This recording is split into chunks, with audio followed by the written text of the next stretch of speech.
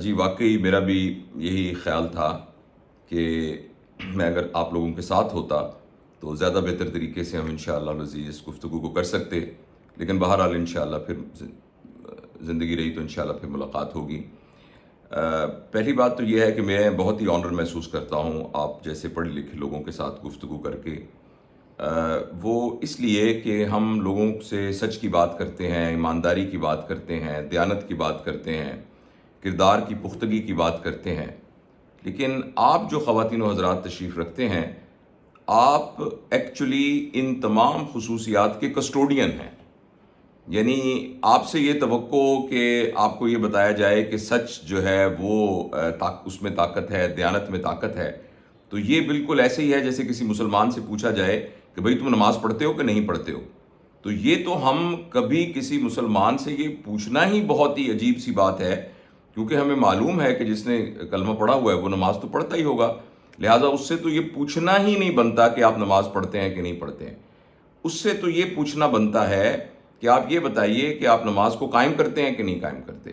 اسی طریقے سے آپ سے یہ پوچھنا اور آپ کو یہ بتانے کی کوشش کرنا کہ ہمیں سچ کو اختیار کرنا ہے، ہمیں دیانتداری کو اختیار کرنا ہے، ہمیں ایمانداری کو اختیار کرنا ہے، یہ تو بالکل بنتا ہی نہیں ہے، اور آپ سے یہ بات کرنی ہی بہت ہی معیوب ہے کہ آپ سے یہ کہا جائے، کیونکہ آپ تو اس کے کسٹوڈین ہیں۔ آپ سے تو یہ توقع ہے کہ آپ کے ذریعے معاشرے میں سچ قائم ہوگا، آپ کے ذریعے سے معاشرے میں دیانت قائم ہوگی، آپ کے ذریعے سے معاشرے کے اندر حلال حرام کے جو یارڈ سٹک ہیں اس کے پورے معیار متعین ہوں گے۔ تو لہٰذا آپ کے ساتھ جو بھی میں گفتگو کروں گا، یہ گفتگو کوئی ایسی نہیں ہوگی جو آپ کے علم میں نہ ہو، یہ صرف تھوڑا سا ایک اعادہ ہوگا ان تمام چیزوں کا جس کو آپ پہلے سے جانتے ہیں۔ اور قرآن میں بھی اس بات کا ذکر کیا گیا ہے کہ بھلائی کی باتوں کو ریپیٹ کرتے رہنا چاہیے۔ اس کا مفہوم یہ ہے کیونکہ یہ نفع دیتی ہیں بات کرنے والے کو بھی اور بات سننے والے کو۔ تو اسی نیت کے ساتھ، بہت عاجزی کے ساتھ میں آپ سے چند گزارشات کروں گا۔ مجھے جو آپ کی طرف سے ایک لیٹر آیا ہے اس میں یہ کہا گیا ہے کہ میں اسپرچول ویل بینگ اور جو دوسرا آسپیکٹ ہے پرپز آف لائف پر بات کروں۔ آج سے بہت عرصہ پہلے نشتر میڈیکل کالج ملتان میں، جو اب نشتر میڈیکل یونیورسٹی ہے، ایک ایلومنائی کا فنکشن ہوا جس میں وہ تمام نشتر کے، میں بھی نشتر کا ہی گریجویٹ ہوں، وہ تمام سٹوڈنٹس تشریف لائے جو مجھ سے 8 اور 9 سال سینئر تھے، 8 اور 9 سال سینئر تھے، اور وہ ظاہر ہے میرے استادوں کی طرح تھے، اور وہ پوری دنیا سے تشریف لائے، سب وہ ریٹائرڈ لوگ تھے۔ تو ان کا مجمع تھا تقریباً، پوری کلاس میں تو ہوتی ہے 300-400 کی، کچھ فوت ہو گئے تھے، تو تقریباً 150 کے قریب لوگ موجود تھے۔ تو انہوں نے بھی مجھے یہ کہا کہ پرپز آف لائف کے اوپر آپ گفتگو کریں، اور مجھ سے ایک بہت بڑی غلطی ہوئی۔ میں نے ان سے یہ کہا کہ بات کو شروع کرنے سے پہلے میں آپ سے پوچھنا چاہتا ہوں، آپ میں سے کچھ لوگوں کی عمر 70 سال ہے، کسی کی 75 سال ہے، تو آپ نے ماشاءاللہ اتنا وقت گزارا ہے، تو آپ مجھے بتائیے کہ آپ کی زندگی کا پرپز کیا ہے؟ اچھا، میں اگلی بات بتانے سے پہلے یہی سوال آپ سے پوچھتا ہوں۔ اگر میں آپ کے ساتھ موجود ہوتا تو میں فرداً سب سے پوچھتا کہ آپ نے اس کے جواب میں آپ کے ذہن میں کیا فکر آیا ہے۔ تو میں اب آپ سے پوچھوں گا نہیں، یہ میرا وعدہ ہے آپ سے کہ میں آپ سے پوچھوں گا کہ نہیں آپ کے ذہن میں کیا فکر آیا ہے، لیکن میں تقریباً 15-20 سیکنڈ خاموش ہوتا ہوں، اور آپ چاہیں تو آنکھیں بند کر لیں، اگر ویسے آنکھیں نہ بھی بند کریں، لیکن دل میں جھانک کے آپ اپنے آپ سے ایک سوال پوچھئے کہ آپ کو اللہ تعالیٰ نے آج صبح نیند سے اٹھایا اور اٹھانے کے بعد ایک دن اور دیا، تو یہ عنایت آپ پر کیوں کی گئی؟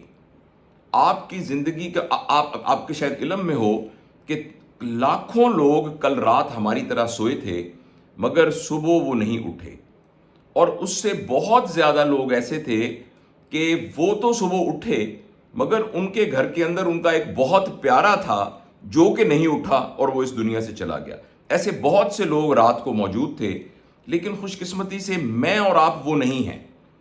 تو میں آپ سے یہ صرف اپنے دل میں آپ جھانک کے خود ہی اپنے لیے ایک فیصلہ کیجئے، اور میں وعدہ کرتا ہوں کہ میں آپ سے نہیں پوچھوں گا، اور یہ بھی میں بتا رہا ہوں کہ میں کیوں نہیں پوچھوں گا، یہ بعد میں بتاتا ہوں، کہ آپ کی زندگی کا آخر کیا مقصد ہے۔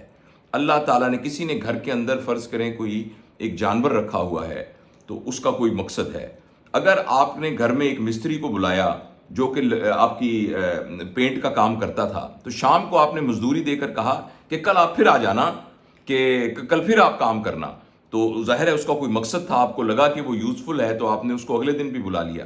جب اللہ تعالیٰ نے ہمیں آج کا ایک اور دن دیا ہوا ہے، تو آپ اس بات کو بتائیے کہ آخر آپ کی زندگی کا، میں بھی سوچتا ہوں اس پر، ہماری زندگی کا کیا پرپز ہے. تو ٹائم سٹارٹس ناؤ. تو 30 سیکنڈ کے لیے بالکل آپ اپنے اندر جھانک کر اپنی زندگی کے مقصد کو ایک لائن میں فریز کیجیے.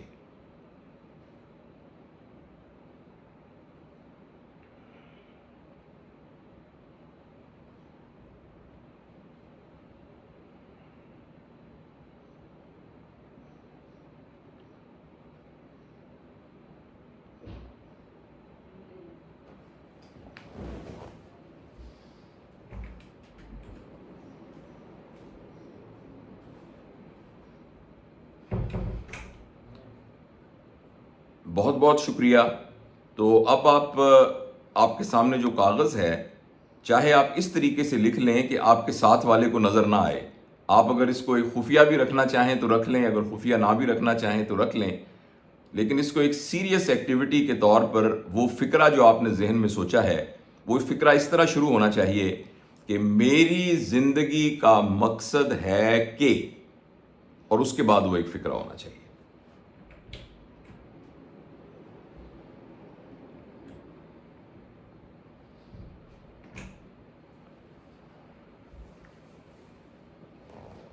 بہت بہت شکریہ. اب میں وہ ریزن بتاتا ہوں کہ میں آپ سے نہیں پوچھوں گا کہ بتائیے آپ نے کیا لکھا، کیونکہ یہ غلطی میں نے اس ایلومنائی کے فنکشن میں کی. اور جب میں نے یہ پوچھا کہ بتائیے آپ نے کیا لکھا یا آپ نے کیا سوچا، تو ایک بزرگ جو میرے استادوں کی عمر میں تھے، وہ اٹھ کے کھڑے ہوئے اور انہوں نے زار و قطار رونا شروع کر دیا. اور روتے ہوئے انہوں نے کہا کہ برخوردار، میں امریکہ میں آرتھوپیڈک سرجن ہوں. میرا ایک چھوٹا سا جزیرہ ہے اپنا، ایک چھوٹا سا سمندر میں ایک جزیرہ ہے جو میرا اپنا ہے. اور میرا اپنا ایک چھوٹا سا بحری جہاز ہے، چھوٹا سا لانچ ٹائپ کا، جس کے اوپر بیٹھ کر میں جاتا ہوں. اور میرا ایک جہاز بھی ہے، جو چھوٹا جہاز ہے، اور اس کے علاوہ میری اور بھی بہت سی جائیداد ہے. لیکن آج جب میں نے گردن جھکا کر دیکھا تو 77 سال کی عمر میں مجھے نہیں سمجھ آیا کہ میں کاغذ کے اس ٹکڑے پر کیا لکھوں کہ میری زندگی کا کیا مقصد ہے. تو میں اتنا پریشان ہو گیا. اب ان بزرگوں کے سامنے مجھے شرمندگی بھی بہت ہوئی، اور میں نے اس کے بعد سے یہ تہیہ کیا کہ جس دوست نے بھی مجھے اس بات کے لیے بلایا کہ پرپز آف لائف بتایا جائے، تو میں کسی سے یہ نہیں پوچھوں گا، کہ بس ان سے عرض کر لوں گا کہ آپ اس بات کو بہت ہی غور سے خود سمجھنے کی کوشش کیجئے کہ ہماری زندگی کا کیا پرپز ہے. اچھا، اب ہم اس بات کو فردر پھیلاتے ہوئے آپ سے یہ عرض کرنا چاہتے ہیں، آپ نے جو لکھا ہے اس پر بعد میں بات کرتے ہیں. میں آپ سے یہ عرض کرنا چاہتا ہوں کہ جو ہی ہم اس دنیا میں آنکھ کھولتے ہیں، اور عمومی طور پر ہمارے گھروں میں جس وقت بچہ ایک پیدا ہوتا ہے تو وہ بالکل ایک بلینک سلیٹ کی طرح ہوتا ہے، جس کے اوپر کچھ نہیں لکھا ہوتا. جتنے بھی جانور انسانوں کے علاوہ جاندار جو اس دنیا میں آتے ہیں، وہ اپنی تمام جبلتوں کے ساتھ آتے ہیں.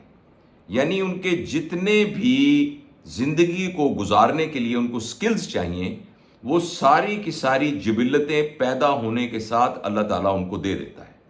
اگر آپ میں سے کسی کا دیہاتی بیک گراؤنڈ ہو اور آپ کے گھر میں کبھی بکری نے بچے دیے ہوں یا بھینس نے یا گائے نے بچے دیے ہوں، تو آپ نے یہ دیکھا ہوگا کہ بکری کا بچہ تقریباً پیدا ہونے کے 3 گھنٹے کے بعد بالکل ویسے بھاگنا شروع کر دیتا ہے جیسے اس کا باپ یا اس کی ماں بھاگتے تھے، اور تقریباً 6 گھنٹے کے بعد بالکل ویسے بولنا شروع کر دیتا ہے جس طریقے سے اس کی ماں یا اس کے باپ بولتے تھے. لیکن آپ حیران ہوں گے کہ تمام جانداروں میں سے جو سب سے افضل ہے، افضل اشرف المخلوقات ہے، اس کے بچے کو کھڑا ہونے میں تقریباً 1.5 سال لگ جاتا ہے. کتنی عجیب بات ہے. بکری کا دماغ انسان کے دماغ سے چھوٹا دماغ ہے. وہ اپنے دماغ کی کوارڈینیشن کو، اپنے لوکوموٹر سسٹم کو کیسے 3 گھنٹے کے اندر آرگنائز کر کے بالکل کھڑا ہو جاتا ہے، اور کھڑا ہو کے چلنا شروع ہو جاتا ہے اور بھاگنا شروع ہو جاتا ہے. اور بچہ جو انسان کا بچہ ہے، جو اشرف المخلوقات ہے، وہ 1.5 سال کی عمر میں صرف کھڑا ہونا شروع کرتا ہے. بکری کا بچہ یا گائے کا بچہ اپنی ماں کی طرح کیسے بولنے لگ جاتا ہے 6 گھنٹے میں، جبکہ انسان کے بچے کو بابا، ماما، تاتا، دادا کہنے کے لیے بھی تقریباً 1.5-2 سال لگ جاتے ہیں. یہ کتنی حیرانی کی بات. وہ اس لیے کہ انسان، ہم سب جب اس دنیا میں آئے تھے تو تمام جانداروں کی نیچے کی سطح اور اوپر کی سطح، ان دونوں کا تعین ہوا ہے. اس کا منیمم لیول کیا ہوگا اور میکسیمم لیول کیا ہوگا. لہٰذا آپ کے گھر میں اگر ایک بکری پیدا ہوئی ہے، اس کا بچہ میمنا جسے ہم کہتے ہیں، تو ہمیں معلوم ہے کہ کتنی عمر کے اندر اس کے دانت نکلیں گے، کتنی عمر میں اس کے 4 دانت نکلیں گے، کتنی عمر میں وہ بالغ ہوگی یا ہوگا، کتنی عمر میں وہ ریپروڈکشن کے قابل ہوگا، کتنی عمر میں اس کے بچے پیدا ہوں گے. اور اگر اس کو کوئی بیماری نہ ہوئی اور وہ کسی ٹرک کے نیچے خدا نخواستہ حادثے میں نہ آ گیا، تو وہ اپنی طبعی عمر میں کتنی دیر کے بعد اس دنیا سے چلا جائے گا. اس کے بارے میں تقریباً چیزیں ڈٹرمنٹ ہوتی ہیں. لیکن انسان، شاید یہی وجہ ہے کہ انسان اشرف المخلوقات ہے، کہ جب انسان اس دنیا میں پیدا ہوتا ہے تو اس کی نیچے والی لمٹ تو ڈٹرمنٹ ہوتی ہے، مگر اوپر والی لمٹ بالکل ڈٹرمنٹ نہیں ہوتی. ان باقی تمام جاندار جبلتوں کے ساتھ پیدا ہوتے ہیں، مگر انسان جو ہے وہ پوٹینشلز کے ساتھ پیدا ہوتا ہے، وہ امکانات کے ساتھ پیدا ہوتا ہے. گو اللہ تعالیٰ چونکہ عالم غیب ہیں، وہ سب کچھ جانتے ہیں، لہذا خدا کے خدائی علم میں تو اللہ کو علم ہے کہ ہم میں سے سب کی اپر لمٹ کیا ہوگی. لیکن ہماری انڈرسٹینڈنگ اور دنیا کے پرسپیکٹو میں انسان جب پیدا ہوتا ہے تو اس کی لوور لمٹ کا تو پتہ ہوتا ہے، مگر اس کی اپر لمٹ کا کوئی پتہ نہیں ہے. باقی تمام کے تمام ایسے پیدا ہوتے ہیں جیسے پورا کا پورا پھلدار درخت پیدا ہوتا ہے. ہمیں پتہ ہے اس کی کتنی ٹہنیاں ہوں گی، کتنی شاخیں ہوں گی، کتنے پتے ہوں گے، کتنے پھل اور پھول لگیں گے. مگر انسان ایک بیج کے طور پر پیدا ہوتا ہے، وہ ایک درخت کے طور پر پیدا نہیں ہوتا. اب اس بیج کے اندر یہ پوٹینشل بھی موجود ہے کہ اتنا بڑا درخت بن سکے کہ جس درخت کے نیچے پوری بارات بیٹھ سکے. اور یہ بھی ممکن ہے کہ ہوا کا ایک جھونکا جو ہے اس بیج کو بالکل اگنے ہی نہ دے اور وہ اپنے بیج کی حالت میں ہی بالکل ختم ہو جائے، یا وہ تھوڑی سی ایک کامپل نکلے اور وہ کسی موسم کے اثر کی وجہ سے بالکل تباہ ہو جائے اور وہ آگے نہ بڑھ سکے. اور یہ بھی جیسا میں نے آپ سے عرض کیا ہے، تھوڑا سا مجھے پانی دیجیے گا، اور یہ بھی میں نے آپ سے عرض کیا ہے کہ اس بات کا بھی امکان ہے کہ وہ اتنا بڑا گھنا درخت بن جائے کہ جو سال ہا سال تک سایہ بھی دے، پھل بھی دے اور سکون بھی دے. تو اس لیے باقی تمام جانداروں کا جو مقصد ہے ان کے اپنے لیے، ہم نے خود کہا ہے کہ بھئی باقی جاندار انسانوں کی خدمت کے لیے ہیں. پتہ نہیں اب اس بات کو ہم فلسافیکلی اگر ڈسکس کریں تو یہ ہماری ایگو کا سٹانس ہے یا یہ ایکچول سٹانس ہے. لیکن اگر جانداروں کو کیونکہ تمام زیرو کا ایک شعور ہے، جو درخت ہے اس کا بھی ایک شعور ہے، اس شعور کی سطح کا ہمیں پرسیپشن نہیں ہے، کیونکہ ہمارے پاس وہ انڈیکیٹر، ہمارے پاس وہ ذرائع حواس کے موجود نہیں ہیں جس کے ذریعے سے ہم اس شعور کو پتہ چلا سکیں. اسی شعور کی بنیاد پر اگر بیج کو آپ الٹا بھی زمین میں ڈالیں گے تو اس کے جو تنا نکلے گا وہ اگر نیچے نکلے گا تو گھوم کے پھر اوپر چلا جائے گا، اور جڑ جو ہے وہ اوپر بھی نکلے گی تو گھوم کے پھر نیچے چلی جائے گی. تو آخر کسی قسم کا انہیرنٹ شعور اور کانشسنس اس بیج کے اندر بھی موجود ہے، چاہے اس کی نوعیت کس قسم کی ہو. اور ہماری طرح کا جس طرح کا سرفس کانشسنس ہے اس طرح کا نہ ہو، تو ہر چیز کا کوئی نہ کوئی کانشسنس ہے. تو ان ساروں میں ہم نے اپنی ایگو کے اس کے لیے یہ کہا ہے کہ یہ سارے لوگ انسان کی ان کا پرپز انسان کی خدمت ہے. لیکن اگر ہم اس کو یعنی شعوری پرسپیکٹو میں دیکھیں تو بظاہر دیکھنے میں جتنے بھی جاندار ہیں ان کا جو پرپز ہے وہ ریوالو کرتا ہے ان کی سروائیول انسٹنکٹس کے ساتھ. جاندار کے اندر اتنی ہی فزیکیلٹی ہے، اتنا ہی انٹلیکٹ ہے، اتنی ہی ایموشنلٹی ہے جتنی کہ اس کے سروائیول کے لیے چاہیے. اور جو ریپروڈکشن کی ایبلٹی بھی جانداروں کے اندر ہے وہ بھی اس کی نسل کو بچانے کے لیے ایک سروائیول پوٹینشل کی تک ہے. وہ اس لیے کہ جانوروں کا جو بینگ ہے، جو ان کا وجود ہے، اس وجود کا پریڈومیننٹ آسپیکٹ صرف فزیکیلٹی ہے. صرف فزیکیلٹی ہے.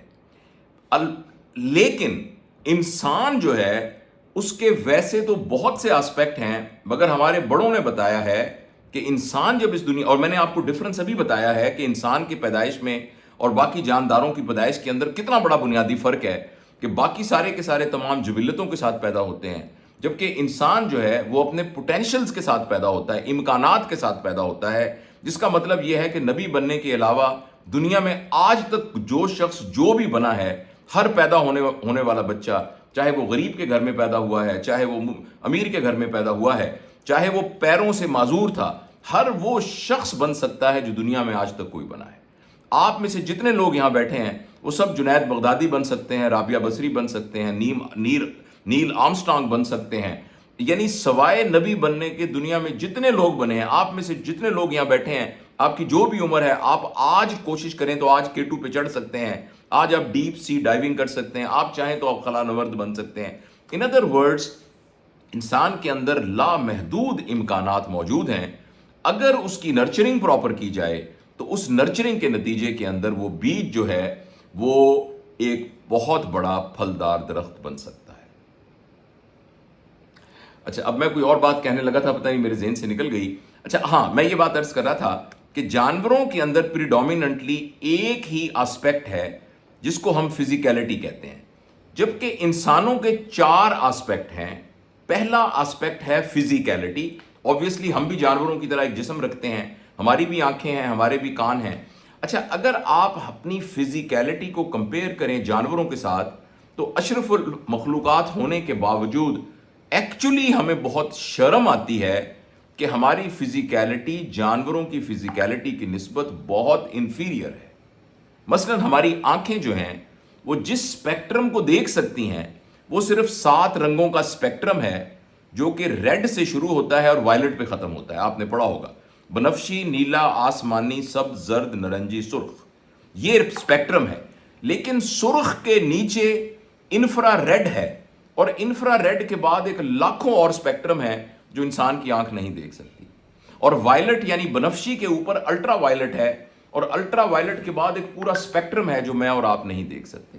تو ایکچولی جب ہم دنیا کو دیکھ رہے ہیں تو ہم تقریباً ایک اندھے کی آنکھ سے ہی دیکھ رہے ہیں جس کو تھوڑی سی روشنی نظر آ رہی ہے. بالکل اسی طریقے سے جو ہمارے کان ہیں وہ 20 ڈیسی بیل سے لے کر 2000 ڈیسی بیل تک کی آواز سن سکتے ہیں. جو الٹرا ساؤنڈز ہیں وہ ہم سن ہی نہیں سکتے. جبکہ جو بلی ہے اس کی آنکھوں کا اسپیکٹرم دیکھنے کا ہمارے اسپیکٹرم سے بہت زیادہ ہے، وہ اندھیرے میں بھی دیکھ سکتی ہے. اسی طریقے سے جو پرندے ہیں ان کے سننے کا آسپیکٹ، جب بادل ابھی سینکڑوں میل دور ہوں ان کی آوازوں کو وہ سن لیتے ہیں اور اس سے پہلے وہ اپنا ٹھکانہ بنانا شروع کر سکتے ہیں. اسی طریقے سے آپ کے مسلز میں اور میرے مسلز میں جتنی پاور ہے اس کا کوئی کمپیریزن گھوڑے کی مسل کی پاور سے یا چیتے کی مسل کی پاور سے نہیں ہے. میں اور آپ جتنی تیزی سے بھاگ سکتے ہیں ہم کمپیئر نہیں کر سکتے اپنے آپ کو، اپنی سپیڈ کو سانپ کی سپیڈ سے، کہ سانپ کتنی جلدی وہ فاصلہ طے کرتا ہے. میں اور آپ کوشش بھی کر لیں تو ایک چھوٹی سی چڑیا کی طرح اڑ نہیں سکتے. میں اور آپ اگر کوشش بھی کر لیں تو ایک چھوٹے سے میںڈک کی طرح پھدک نہیں سکتے. میں اور آپ کوشش بھی کر لیں تو ایک مچھلی کی طرح تیر نہیں سکتے. تو اگر ہم اپنی فزیکیلٹی کو ہی اپنا سب کچھ سمجھیں تو ہم تو جانوروں سے بہت زیادہ انفیریئر ہیں. ہم میں سے جتنے لوگ آپ تشریف رکھتے ہیں، آپ سب جب پیدا ہوئے تھے تو آپ نے بچپن میں ویکسین لگائی تھی، آپ نے سب نے اینٹی بایوٹکس کھائی ہوں گی، آپ سب کے کبھی نہ کبھی ٹیکا بھی لگا ہوگا، کچھ لوگوں کا آپریشن بھی ہوا ہوگا. لیکن جنگل میں رہنے والے کتنے شیر ہیں جن کو ویکسین دی جاتی ہے؟ جنگل میں رہنے والے کتنے جانور ہیں کہ جن کو اینٹی بایوٹکس اور دوائیاں لگتی ہیں مگر وہ اپنی طبعی عمر بغیر کسی پرابلم کے گزار دیتے ہیں؟ تو ہم سب کے سب فزیکیلٹی میں بالکل ہینڈی کیپڈ ہیں. اگر ایک جانور کا بچہ ایک جنگل میں پیدا ہو اور پیدا ہوتے ہی اس کی ماں مر جائے تو زیادہ امکان یہ ہے کہ وہ بچہ بچ جائے گا. لیکن اگر انسان کا بچہ جنم لے اور اس کے جنم لیتے ہی اس کی ماں وہاں سے چلی جائے یا اس کا انتقال ہو جائے تو زیادہ امکان ہے کہ وہ بچہ نہیں بچے گا، کیونکہ بچہ اپنے آپ کا کیپیبل نہیں ہے فزیکیلٹی کے حساب سے کہ وہ اپنے آپ کو لک آفٹر کر سکے. لیکن بدقسمتی سے، اچھا میں باقی بتا دوں پھر بدقسمتی والی بات آپ مجھے یاد کروائیے گا. انسان کا جو دوسرا آسپیکٹ ہے وہ انٹلیکٹ ہے. اور میں آپ سے عرض کرنا چاہتا ہوں کہ فلاسفرز نے ہمیں یہ بتایا ہے اور ہمارے اپنے ریلیجس کانٹیکسٹ میں ہمارے بزرگوں نے بھی یہ بتایا ہے کہ 25% ہمارا ہونا ہماری فزیکیلٹی ہے 25% صرف. دوسرا جو 25% ہے وہ ہمارا انٹلیکٹ ہے، یعنی ہماری ذہانت. جانوروں میں بھی انٹلیکٹ موجود ہے، مگر وہ انٹلیکٹ صرف ان کو اس قابل کرتا ہے کہ وہ سروائیو کر سکیں. صرف ان کی سروائیول کی حد تک کا انٹلیکٹ ان کے اندر موجود ہے، مگر انسانوں کے اندر ٹرمینڈس انٹلیکٹ موجود ہے. اس بات پر بہت ریسرچ کی گئی ہے کہ کیا جانوروں کی میموری ہے، کیا جانوروں میں امیجینیشن ہے. تو یہی پایا گیا ہے کہ جانوروں کی میموری بھی صرف سروائیول کے حد تک ہے.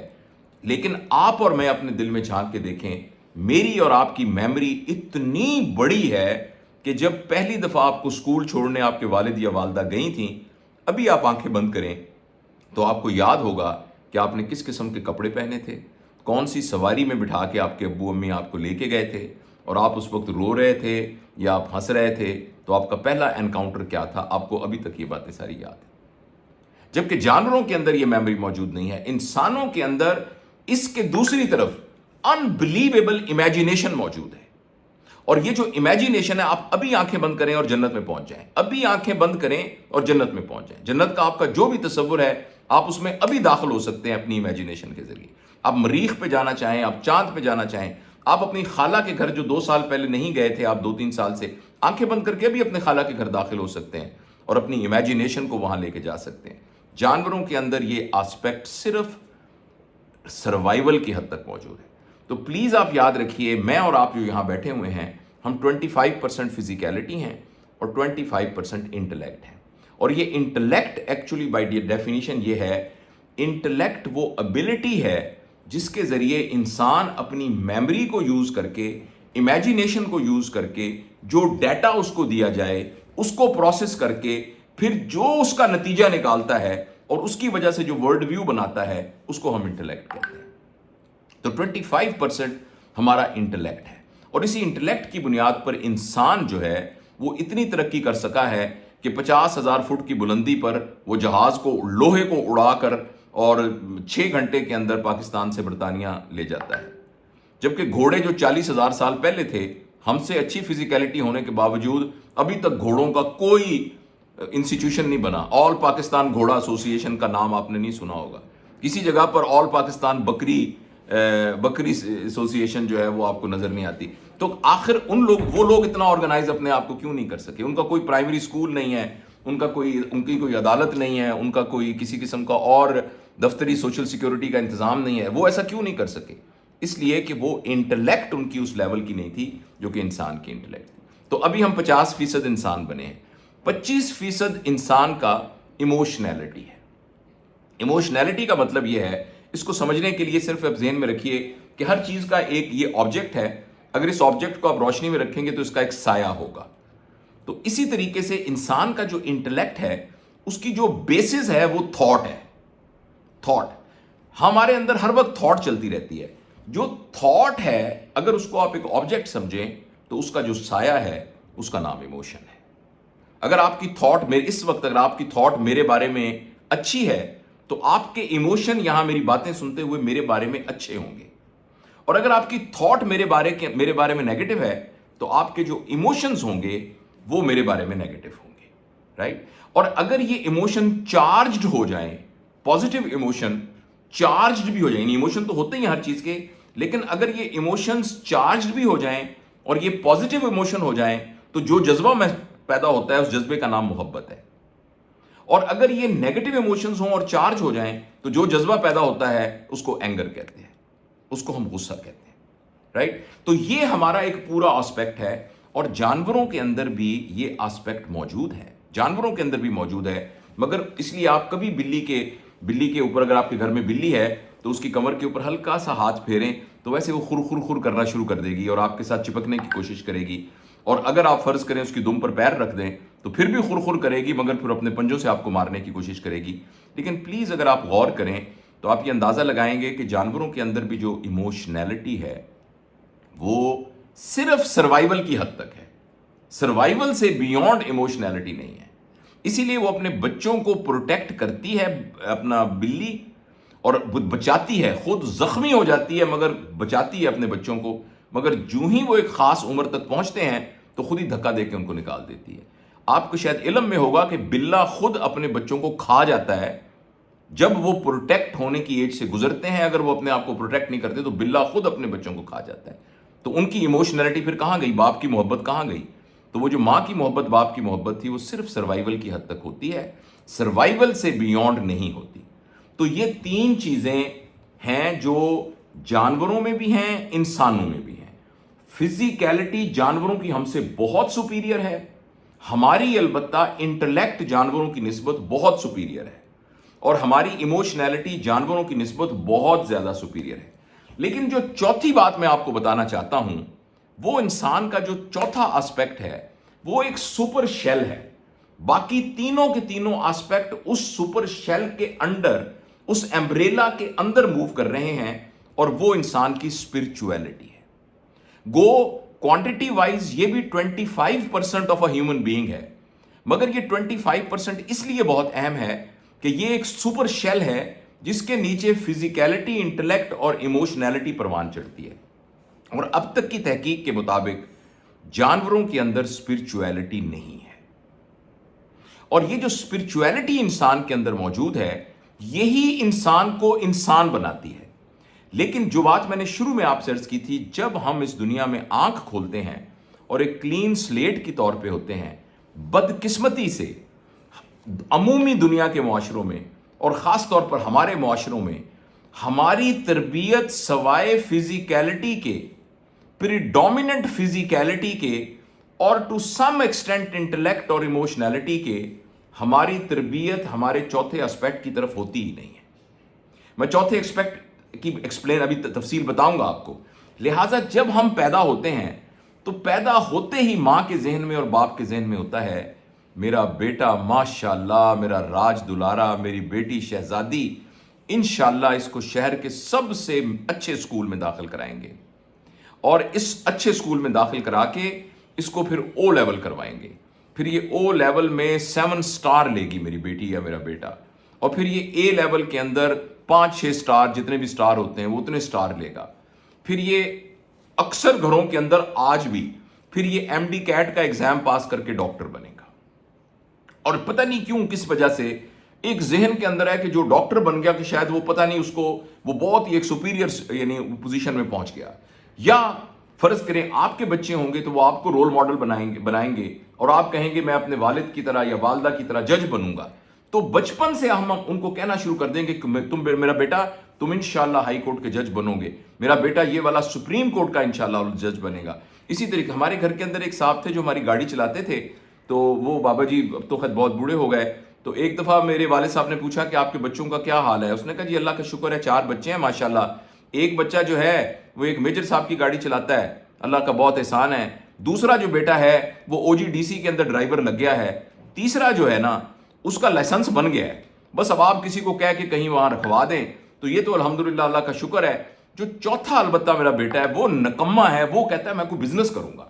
میں نے اس کو کئی دفعہ کہا ہے کہ تمہیں میں چھوٹی گاڑی لیتا ہوں رینٹ پہ چلا لو، مگر وہ کہتا ہے میں بزنس کروں گا. کیونکہ ان کے ذہن کے اندر ایک بچے کی سکسیس کا جو پیراڈائم ہے وہ ہے ہی فزیکیلٹی کے ارد. اور ہم چاہے بہت ہی سوفسٹیکیٹڈ بن جائیں، چاہے 10-10 کنال کے گھروں میں ہم رہتے ہوں، لیکن انفارچونیٹلی ہماری تربیت پھر یعنی اللہ ماشاء اللہ کچھ لوگ ایسے بھی ہوں گے جن کی تربیت اس طریقے سے نہیں ہوئی، لیکن ہم سب اگر اپنے گریبان میں جھانکیں تو ہمارے بڑوں کی تربیت، ہماری اپنی تربیت، اور خود اب ہم زور لگا کر اپنے بچوں کی تربیت جس بنیاد پر کر رہے ہیں، اس کی بنیاد یہ ہے کہ تمہاری ایک فزیکیلٹی ہے، تمہاری فزیکیلٹی کی نیڈز ہیں، وہ نیڈز پیسے سے پوری ہوں گی. لہٰذا تم نے کچھ ایسا کام کرنا ہے جس کے ذریعے سے تم کپڑے خرید سکو، جس کے ذریعے سے تم گھر بنا سکو، جس کے ذریعے سے تم سواری خرید سکو، جس کے ذریعے سے تم اچھا بھلا کھانا کھا سکو. تمہارے گھر میں اسپیئر کھانا موجود ہونا چاہیے، تمہاری رہائش بہترین ہونی چاہیے. میں ان سب چیزوں کے خلاف نہیں ہوں. میں یہ نہیں کہہ رہا یہ ایسا نہیں ہونا چاہیے. میں بالکل بھی نہیں کہہ رہا کہ ہم اپنے بچوں کو اس پوٹینشل ارننگ پوٹینشل کے ساتھ اس دنیا میں، لیکن یہ سمجھنا کہ یہی اونلی اس کی ضرورت ہے، انفارچونیٹلی میرے بہت ہی پیارے بہنوں اور بھائیوں، یہ ہمیں ایٹ دا موسٹ حیوانی سطح پر لے کر جاتا ہے.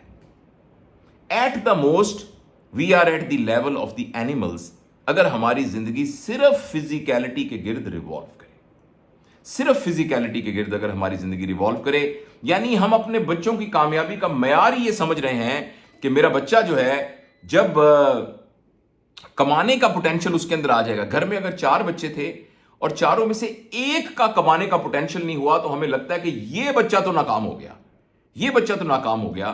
تو یہ اصل میں جو کامیابی ناکامی کا معیار ہم نے بنایا ہوا ہے، یہ معیار اس غلط فہمی کی بنیاد پر بنایا ہوا ہے کہ ہم اپنے آپ کو بھی جانوروں کی طرح سے صرف ایک فزیکل بینگ سمجھتے ہیں.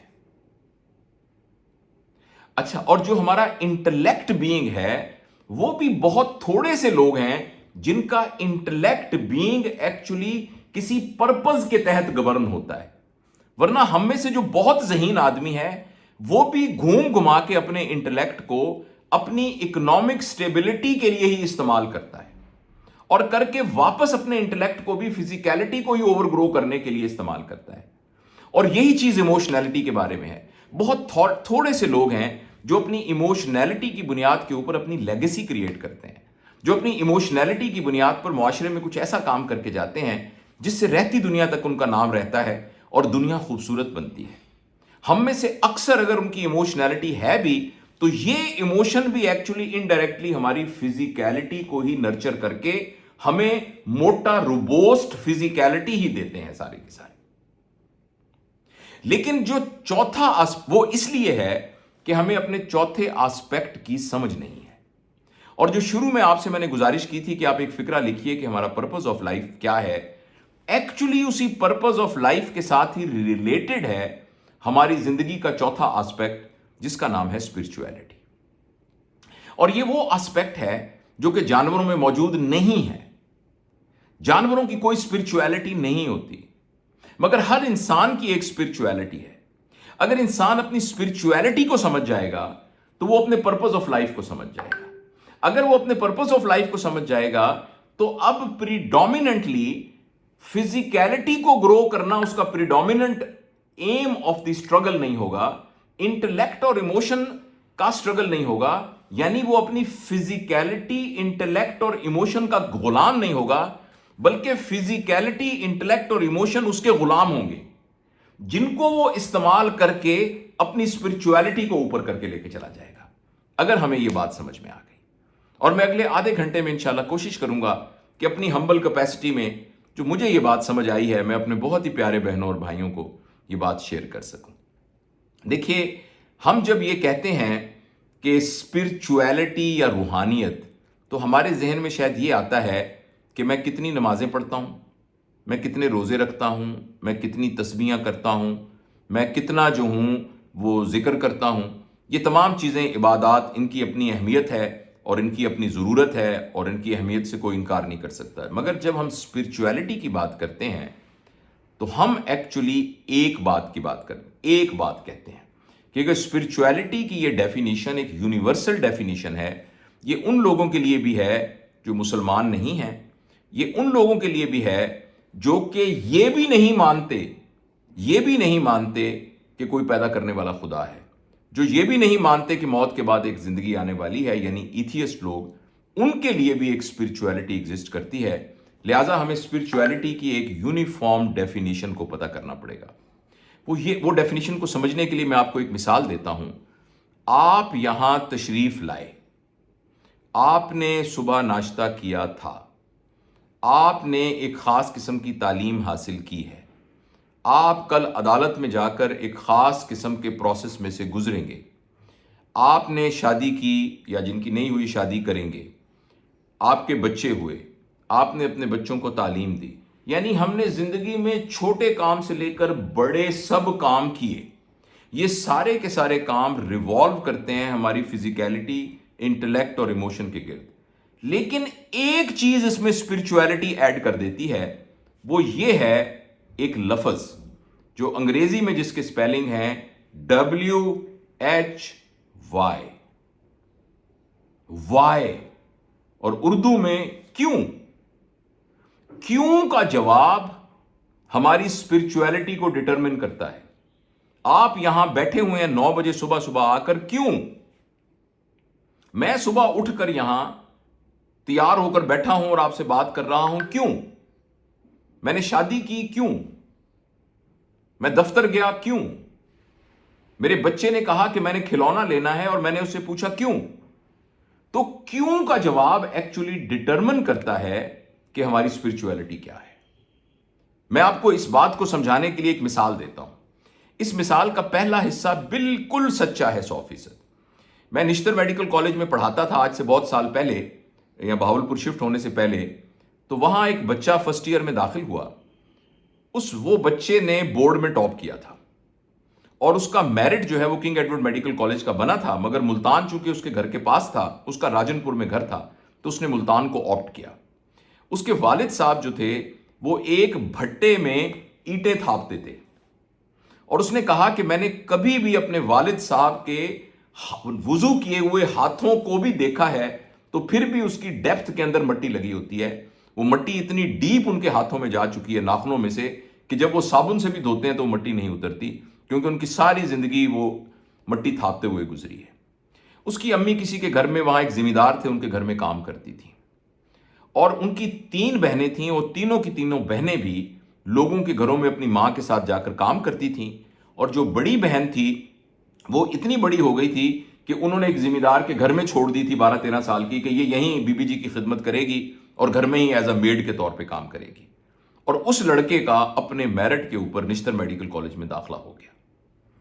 اور وہ جب مجھے ملنے کے بعد مجھے بچہ اچھا لگا, پھر اس کی سٹوری ہوئی, تو اس نے کہا کہ جی میں انشاءاللہ بہت محنت سے ڈاکٹر بنوں گا, میں بہت کوشش کروں گا, اور کوشش کر کے پھر میں اپنی پریکٹس شروع کروں گا, اور پریکٹس کر کے میں اپنے ابا کے ہاتھوں سے مٹی کو دھوؤں گا, اور میں اپنی امی کو لوگوں کے گھروں میں کام کرنے سے چھڑواؤں گا.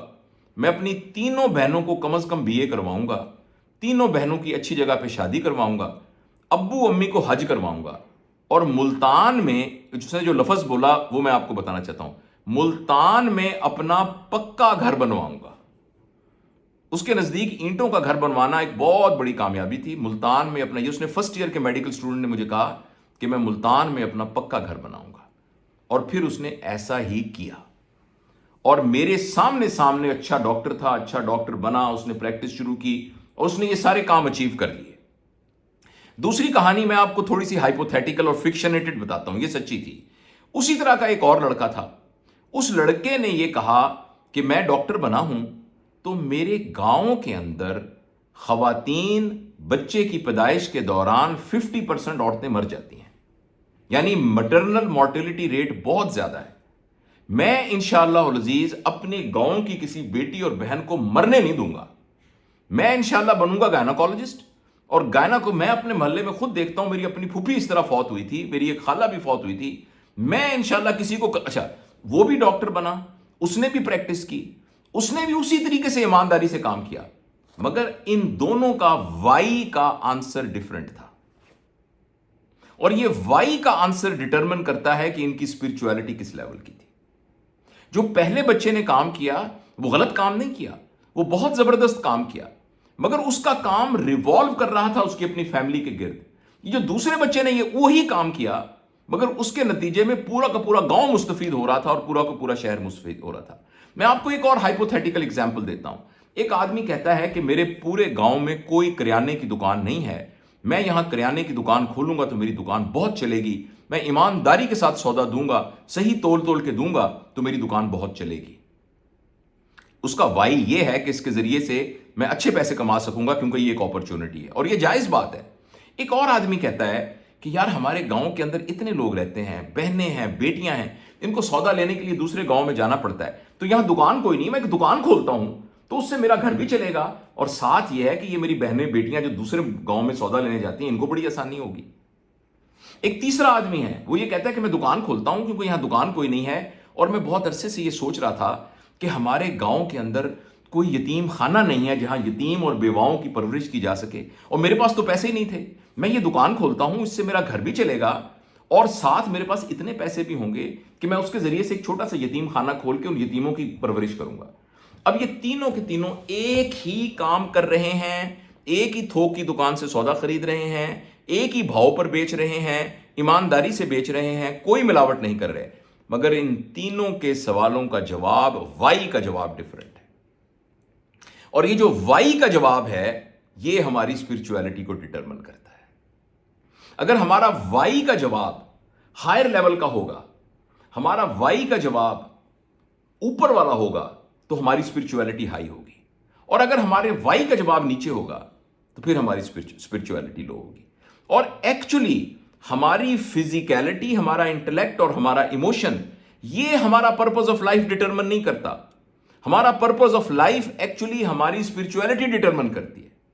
اگر ہماری اسپرچویلٹی کا وائی کا آنسر یہی ہے کہ میں ایک ڈاکٹر بن کر اپنی ایک امپائر کریٹ کروں گا, میں ایک ایسا آپریشن کروں گا جو کسی کو کرنا نہیں آتا ہوگا, میں یہ کسی کو نہیں سکھاؤں گا, میں خود کروں گا بالکل, اور اس کے اب آپ جائز طریقے سے پیسے کمائیں گے, لوگوں کو بتائیں گے بھائی اس آپریشن کی 50,000 فیس ہے, آپ لوگ آ کے اپنی مرضی سے آپریشن کروا رہے ہیں, آپ اس کے ذریعے سے پھر اپنے لیے آسائشیں خریدیں گے, آپ سب کچھ خریدیں گے. تو آپ کا purpose of life actually spirituality کے اسپیکٹرم کے اوپر آپ کی فزیکیلٹی کے گردی ریوالو کر رہا ہوگا. اور اگر وہی والا کام میں کسی اور پرپز کے ساتھ کروں گا, اس کے ہائر پرپز کے ساتھ کروں گا, تو پھر ہماری اسپرچویلٹی ہائی ہوگی. اب میں آپ کو جو آپ نے کاغذ نکالا تھا اس کاغذ کو پلیز ایک دفعہ نکالیے, اور اب میں آپ کو وائی کو جج کرنے کا ایک یارڈ سٹک بتانا چاہتا ہوں جو 4 پوائنٹ ہیں. آپ نے جو کچھ لکھا ہے, یا 5 پوائنٹ ہیں, آپ نے وہ جو کچھ لکھا ہے آپ بس آپ کے ذہن میں تو ہوگا, آپ ان 5 پوائنٹس کے ساتھ اپنے اس والے پرپز کو میچ کر کے دیکھ لیں. اگر تو الحمدللہ وہ 5 پوائنٹ اس کے اندر موجود ہیں تو آپ کی زندگی ایک پرپز فل زندگی ہے, اور آپ ایک پرپز کے تحت زندگی گزار رہے ہیں, اور میری طرف سے آپ کو بہت بہت مبارکباد. اور اگر فرض کریں کسی وجہ سے وہ 5 یارڈ سٹکس کے ساتھ وہ میچ نہیں کر رہا, یا کم سے میچ کر رہا ہے, تو ہمارے آخری سانس سے پہلے تک اللہ تعالیٰ نے ہمیں یہ موقع پرووائڈ کیا ہوا ہے کہ ہم اس کے اندر امپروومنٹ لا سکتے ہیں.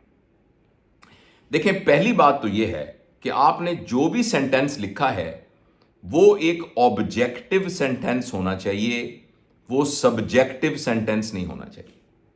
دونوں میں کیا فرق ہے؟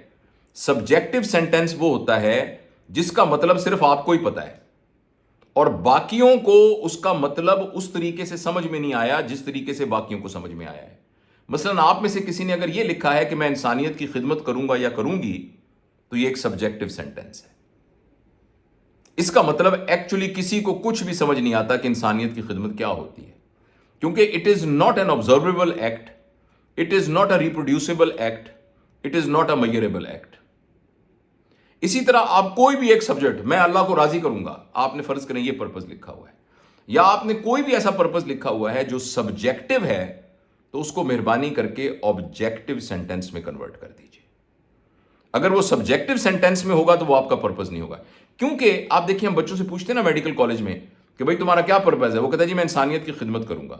اب یہ سب سے آسان ہے, کیونکہ انسانیت کی خدمت کرنے کے لیے آپ کو کچھ کرنا نہیں پڑتا. اس لیے کہ انسانیت نام کی کوئی خاتون کبھی آپ کے دروازے پہ آ کے نہیں کہتی کہ السلام علیکم میں انسانیت ہوں, میری خدمت کیجیے.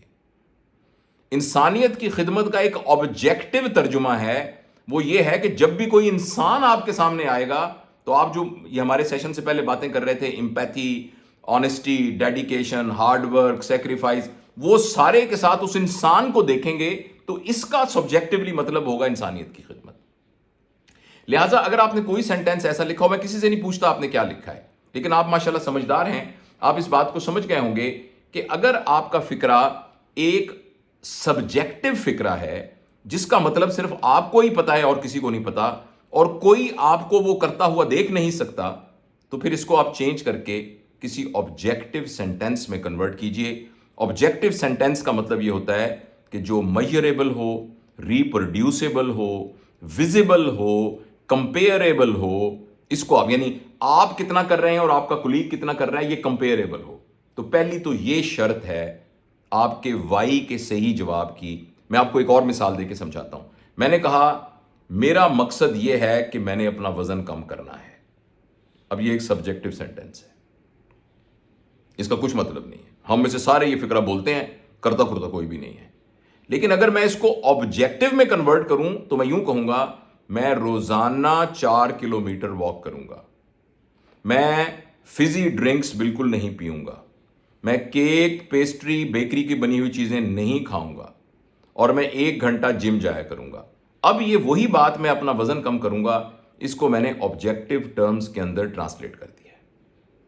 تو آپ نے میرے پیارے بہنوں اور بھائیوں جو بھی فکرہ لکھا ہے، اگر وہ سبجیکٹو تھا تو اس کو آبجیکٹو ٹرمز کے اندر آپ چینج کر دیجئے۔ جو کچھ آپ کریں گے وہ کرتا ہوا نظر آنا چاہیے، رائٹ، ان ادر ورڈز، اور آپ اس کو کمپیئر بھی کر سکیں کہ پہلے پچھلے مہینے میں نے اتنا کیا تھا تو آج میں نے اتنا کیا، تو پھر آپ کا پرپس جو ہے ایک پہلی شرط پوری ہو جائے گی۔ اچھا، اب دوسری شرط یہ ہے کہ آپ نے جو بھی پرپس لکھا ہے، آپ میں سے کچھ دوست لکھ رہے ہیں تو آپ مکمل کر لیں، پھر میں اگلی بات کرتا ہوں، کیونکہ آپ کی بہت توجہ چاہیے ہوگی مجھے اگلی بات کے لیے۔ آپ نے جو بھی اپنا پرپس آف لائف لکھا ہے وہ آپ کی ضرورت نہیں ہونا چاہیے، وہ آپ کی نیڈ نہیں ہونی چاہیے، کیونکہ اگر آپ نے اپنی نیڈ کو اپنا پرپس بتایا ہے تو اس کا مطلب ہے کہ آپ ابھی بھی فزیکیلٹی کے ارد گرد ریوالو کر رہے ہیں، کیونکہ نیڈ ہماری فزیکیلٹی کی ہوتی ہے۔ لہذا آپ میں سے اگر کسی نے یہ پرپس لکھا ہے کہ میرا پرپس یہ ہے کہ میں نے 4 سال کے اندر ہائی کورٹ کے جج کی کرسی پر بیٹھنا ہے، تو یہ بہت زبردست نیڈ ہے، یہ بہت زبردست خیال ہے، اس کے لیے پوری کوشش کرنی چاہیے، اللہ آپ کو مبارک کرے، لیکن ایکچولی یہ آپ کا پرپس نہیں ہے، یہ آپ کی نیڈ ہے، اور نیڈ میں کوئی حرج نہیں ہے۔ اگر فرض کریں آپ یہ سمجھتے ہیں کہ آپ کی نیڈ یہ ہے کہ آپ کے پاس ہیلی کاپٹر ہونا چاہیے اور پاکستان کے ہر شہر میں آپ کا کم از کم ایک گھر ہونا چاہیے، اور آپ کی وہ جینوئن نیڈ ہے، تو اس میں قطعاً کوئی حرج نہیں ہے، قطعاً کوئی شرم کی بات نہیں ہے، نیڈ کے زمر میں آپ اس کو کر سکتے ہیں۔ صرف اتنا ذہن میں دیکھیے گا کہ کہیں وہ خواہش تو نہیں ہے، کیونکہ نیڈ اور خواہش کے درمیان بہت ہی چھوٹی سی لائن ہوتی ہے، a very thin grey line ہوتی ہے نیڈ اور خواہش کے درمیان، اور جو ہی ہم خواہش کے چکر میں چلے جاتے ہیں تو ایکچولی پھر ہماری گروتھ ورٹیکل ہونے کی بجائے ہاریزونٹل ہونی شروع ہو جاتی ہے، کیونکہ خواہش کا مطلب وہ ہوتا ہے جو کبھی پوری نہ ہو۔ تو یہ بات صرف ذہن میں رکھیے گا، تو آپ پھر دوبارہ جو آپ نے اپنا فرض کریں آپ نے یہ پرپس لکھا کہ آج سے 10 سال کے بعد میرے پاس 6 کروڑ روپیہ ہونا چاہیے، تو نیڈ کے لیے تو یہ ٹھیک ہے، مگر اگر آپ نے پرپس بنایا ہوا ہے تو معاف کیجیے گا، یہ آپ کا پرپس آف لائف نہیں ہے، it should not be your need. تو آپ نے جو بھی سینٹینس بنایا تھا اس کو دوبارہ ریوائز کر لیجئے، اور اس کو اس طرح سے لکھیے کہ جو آپ کی ضرورت نہیں تھی۔ ضرورت کے لیے آپ کو ایک الگ سے ایفرٹ کرنی پڑے گی، وہ آپ کیجئے، اللہ اس کو مبارک کرے، مگر اس ایفرٹ کو آپ یہ نہیں کہہ سکتے کہ یہ میں اپنے پرپس کو حاصل کرنے کے لیے ایفرٹ کر رہا ہوں، رائٹ؟ تو اچھا، اس کے علاوہ جو ہماری ضرورتیں ہیں وہ بعض اوقات ہمارے پرپس کو حاصل کرنے کا مین ہو سکتی ہیں۔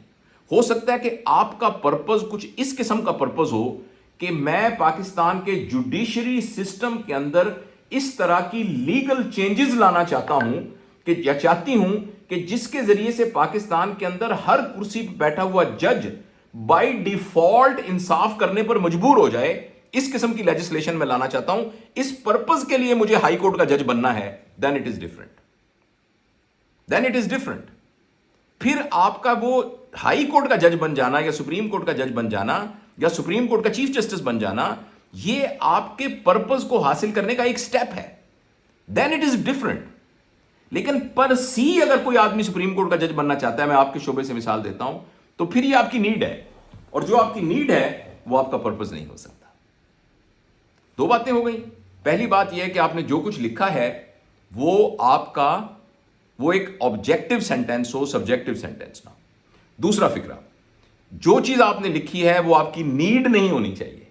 اگر وہ آپ کی نیڈ ہے تو وہ آپ کا پرپس نہیں ہے، اور اس کا مطلب یہ ہے کہ آپ کی اسپرچولیٹی بہت لو لیول پر ہے، اور اسپرچولیٹی لو لیول پر ہے اور وہ فزیکیلٹی سے اوپر نہیں گئی تو پھر برا مت منائیے گا، پھر ہم سب ایکچولی ہیومن لیول سے اوپر گئے ہی نہیں ہیں، سوری اینیمل لیول سے اوپر گئے ہی نہیں ہیں، ٹھیک ہے؟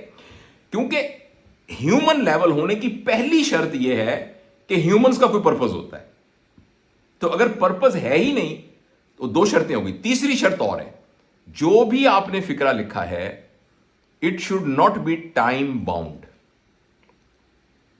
10 سال میں یہ حاصل کرنا چاہتا ہوں، اگر یہ کوئی ایسا فکرہ ہے تو اگین یہ آپ کا پرپس نہیں ہو سکتا، کیونکہ اللہ آپ کو لمبی زندگی دے۔